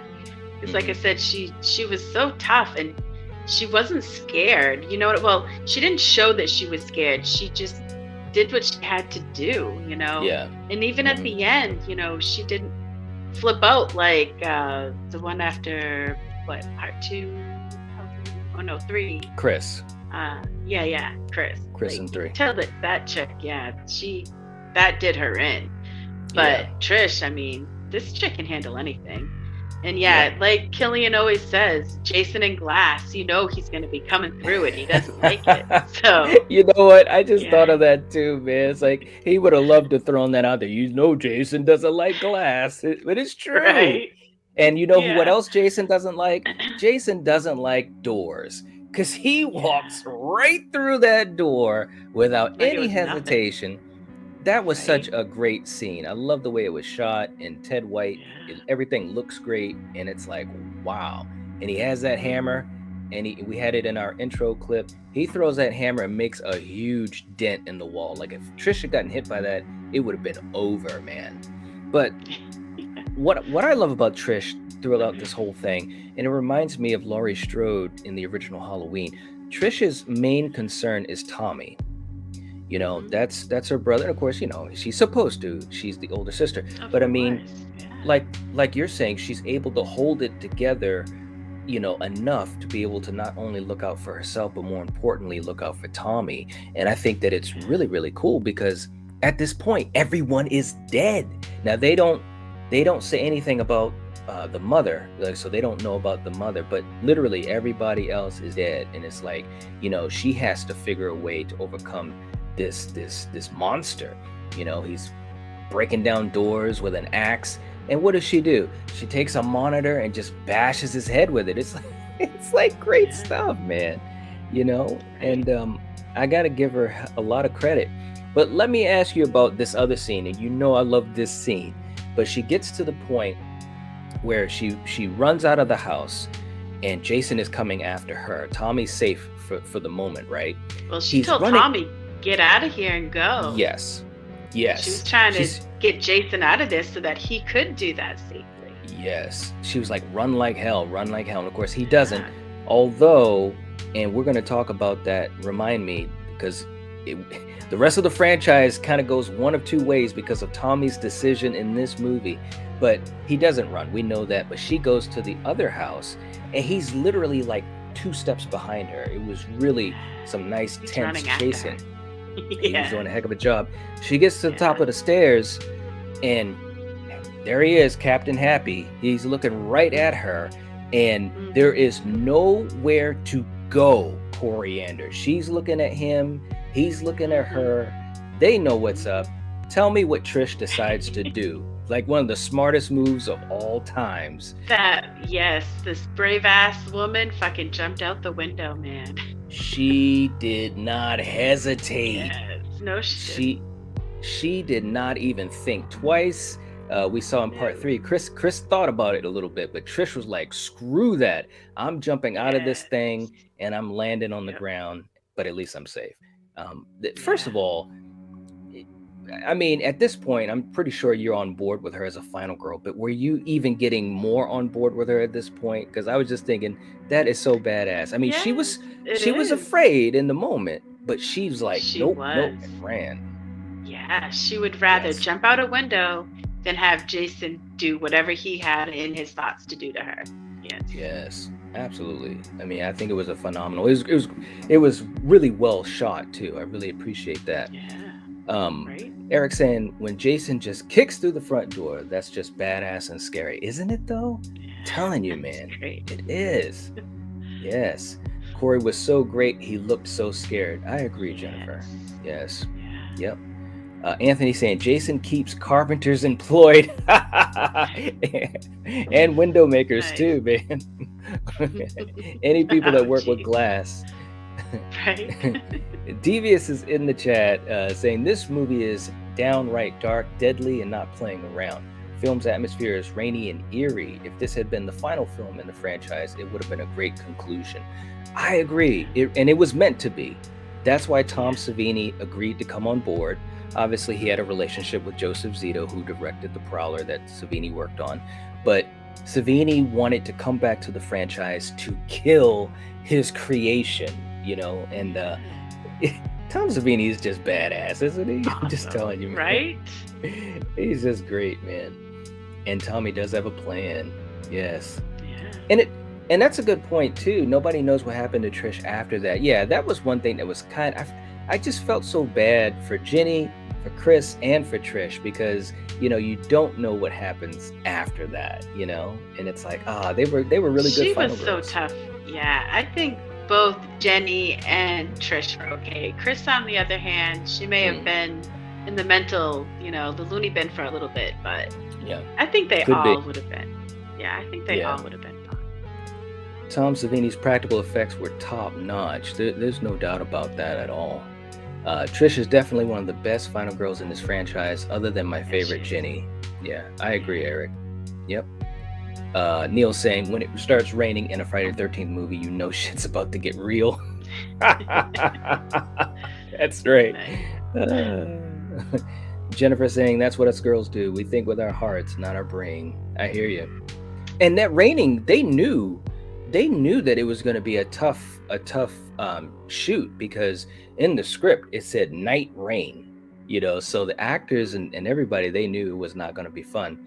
But Trish jumps out the window. She's like, hey, I'm out of here. She walks, she staggers back to the house, thinking Tommy's gone, but Tommy's not gone. And she's like, Tommy, I told you to run. And sure enough, as quick as she got in that house, again, here we go, Captain Happy. He comes right through that door. He didn't have to break it down this time because it was already broken. But she uses that machete and like slices his hand like almost in half. I mean, these are some nice, gross effects, man. Mm-hmm. Tom Savini was just on a roll. But we understand what Tommy Jarvis was doing. He went into Rob's his backpack and was pulling out the articles that Rob had on Jason. And basically, he has the idea. He's pulling a Jenny a little bit. I think it was kind of like an homage to Jenny. But he cuts his hair, and there he is, basically being like the young Jason. What did you think about this scene? I thought, first of all, it really cemented Corey Feldman. Yeah, it was so smart. For a kid, this kid is smarter than whatever his age is anyway. I mean, to be able to make those masks like he was doing, and this kid is a little brain. So I'm not surprised that he figured out a way to save everybody. Yeah. To kill Jason. So, yeah.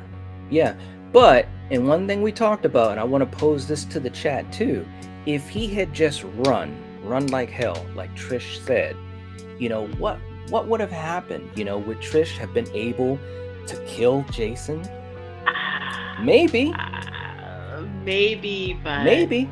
But let me tell I you why don't I'm know. thinking that. But let me Without, if you think about it though, with the fight they were having, if he wasn't there, I don't think she would have made it. So Well, maybe not. But think about this, okay? I'm saying it right now, and we know it's true. Tommy Jarvis is responsible for hundreds of people's deaths. Because, as we know, after the events of this, he's traumatized. He's traumatized. In part 5, he's traumatized. He has to spend time in the joint. In part 6, he's so messed up, he actually revitalizes Jason from the dead. Jason was dead. Jason was gone, and Tommy brought him back. And obviously, we know what happened after that. But I'm playing around. He didn't mean to, though. He didn't mean to. I know. Come on, stop giving him shit. But while Tommy is distracting Jason, they're doing a tag team here because Trish knocks off his hockey mask, and then we see what Tom Savini has been working with. I mean, look at this, man. This is just great makeup effects here. Just great stuff. And Tommy's the one that gives the death blow right into the head. And Tom Savini loved this scene because Jason actually goes down.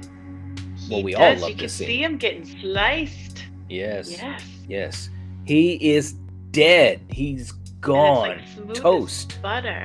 Yeah. He is gone, man. And even Trish is like, damn. That's, it's like, wow. He is gone. But guess what?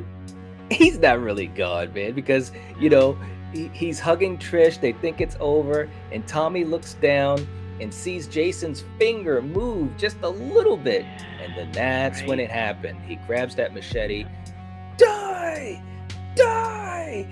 Die! And I remember watching this as a kid, and I was like, wow, that really, what a way to end this movie off, because he's definitely going down that darker path. It was just really, really cool, man. Really cool. He was a great final kid, the only final kid. Yes, absolutely. Yep. James saying, don't mess with Tommy Jarvis. That's right. Gabriel saying, jumping out of windows is badass. And Sally, yes. Texas Chainsaw, you're so right. Yes, Sally was the originator. But she didn't have to follow a couple stories, so. True. I'm not saying she's not badass, but Trish is just a little bit more. Yeah. Ginger Ninja, jumping in with what I was saying, it's great how Tommy's pivotal in stopping and starting Jason. I agree, Yeah. It's true. It's true. Let's see what else we got going on here. Death Central's in the chat. What's going on, man? How you doing? I don't take anything from the original, but I do prefer my Friday the 13th movies with Jason in it, so I do like it better. I hear you. Yeah, absolutely. But yeah, he sees it going and he slashes at him a bunch of times, and it's over. And we see Trish in the hospital. She's asking the police and the doctor about her brother, and they're like, he's going to be okay. It's just going to take time. They have their embrace, but then Coriander, they just kind of have that little moment, just a few seconds on Tommy, and you're just wondering to yourself, what is he going to do? What is he going to do? Because at this point, you really don't know. Now, what I want to do, I want to show the alternate ending for this movie, and we can talk over it, but it was a different ending that they were going to go with. And I just want to show this to you guys for a quick second. It's really, really interesting. Trish goes up the stairs and she goes to the bathroom. And what does she find in the bathroom, Coriander? She finds her mom. Yes. Yes, absolutely. And it's really, really creepy. But guess who's there? Hey! There he is. And then she wakes up. So, this was originally, they wanted to kind of follow in the footsteps of the first three and have that dream sequence dealing with, a mother, so I thought there was really some interesting stuff, but they obviously decided not to use it. So I think it was better the way they did it, I think so. What do you think? I agree. Yeah. Okay. Although, Absolutely. I don't know, it would have been interesting though, too. Because you always wondered, what happened to her. So Mm. maybe if she had that dream sequence, it could have been like that did happen, but it was a dream. But her mother really was found in the bathtub. You know. Yeah, that's a good point. Yeah, a very good point. Reagan was saying Tommy survived because he obeyed Randy's rules of surviving a horror movie. That's true. That's a good point. That's very, very true. Yeah. James saying, I gotta go now, bye for now, and go Bengals. All right. No problem, man. Thanks a lot. The TV Steve is saying, I love all of the movies. The original is a Mother's Day favorite for sure. Yes, that's true. Dead Central saying hi to everybody, the bloody beautiful people. Absolutely. And we've got a couple fun facts we want to throw out at you guys too, because this movie has a lot of things that happen on behind the scenes that was interesting. I'm going to start with the first one here, Coriander. And of course, we're talking about the ultimate dance. Yeah, the dance Crispin Glover performed is actually how he dances. He was dancing to Back in Black as the scene was filmed, and Love is a Lie was dubbed into the scene. All right. Yeah. I mean, no matter what he's dancing to, even if it's AC/DC, it's amazing stuff, man. Right. Our next one, the great and professional Ted White. Yeah, is the oldest actor to portray Jason at 58 years old. Man, that's just crazy, man. He did a hell of a job, man. Even in those chasing scenes, you know. He did. Yeah. Let's see. Our next one is the Friday the 13th Part 2 connection. Rob talks to Trish about his sister Sandra, who was a victim of Jason in Part 2. Yes, and here we go. Here's Sandra from Part 2. She had a good part in some cool scenes when they were sneaking over to Crystal Lake Camp Blood to check it out, and of course she was part of the shish kebab kill, so that was really cool. Yeah, Poor she Sandra. was. Poor Right? Sandra. Our next one, Friday in Turkey. Yeah, this film and the next sequel, Friday: A New Beginning, were released at the same time, and people could watch both films back to back. That is cool, man. I would have loved to have been able to do that Right? back in the day. That is awesome. Yes. Wow. Yeah. Very cool. We got two more here. Our next one is, of course, the master of splatter himself, Tom Savini. Yeah, Ted White and Tom Savini were confrontational with one another. Nice. They I soon heard became that. friends, but Yeah, first. I was gonna say I heard that after a while they kind of got on the same page because Ted White, again, he had been around for so long, and I think Once he he just knew that expected Savini things. did stunts and was into all that, he was like, Yeah. he buttered up to him really quick. So yeah. Yeah. And plus, Ted White was always in character. He walked around and he was just Jason the whole time. So he was creeping out everybody. Everybody's like, oh my Right. gosh. We got one more fun fact here. And of course, we got to talk about good old Tommy Jarvis. According to Corey Feldman, the screams he made when Jason grabbed him through the window were genuine, and he was truly terrified. He looked scared as shit. I'm telling you, Yeah, when he Jason did. came through that window, I'm telling you, as a kid, when I saw that, I was like, wow, man. I mean, look at his face. He is freaking out, man. It's awesome stuff, Yeah. though. Awesome stuff. Great job by Yeah. Corey Feldman. Yeah. Right? And as we start to finish up here a little bit before we start to head on out, let's see. I just want to make sure I get you guys. Neon Black saying AC/DC fans are still cringing. No matter the song, the moves would not be fitting. Nice. Oh my God, absolutely. But this movie was great. Any final thoughts on it for you, Coriander? Because I know this is one of your favorite ones. Like I said, I love the first four. I like, all these movies, but the first four, they're so good. And Yeah. yeah, I love this movie. It's just good. I love that Savini did the gore for it because he just makes movies that much better. And Right. yeah, the cast, I mean, they couldn't have picked a better cast. I mean, this is one of the best ones. Yeah, absolutely. And I think that's pretty much where I'm going with it too. Tom Savini was amazing. This movie did some different things from the other three, where you've got a family dynamic, you got a kid. I mean, when I saw this as a kid, I was really afraid for Corey Feldman. I really was. So it was like, oh man, I don't want this kid to Yeah. get killed. And I think it made it really, really interesting. And I think Trish was a really cool final girl. She was very She different. was. Yeah, She she was was so very different from badass. the others.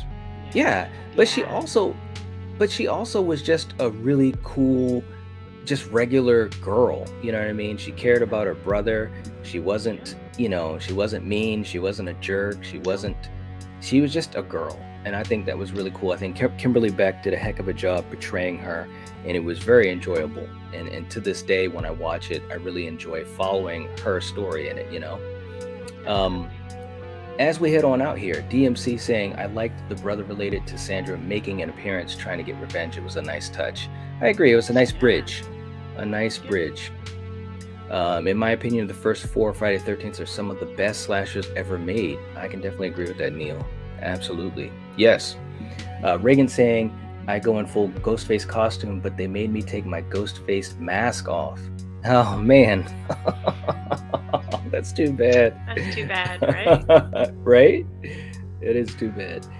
Ginger Ninja saying, indeed, she was a great final girl. Yes, Yeah, she was. I absolutely agree. I absolutely agree. Jennifer saying, your theater is mean, talking to Reagan about them making take off the Ghostface mask. Yeah, Aw. yeah, I agree.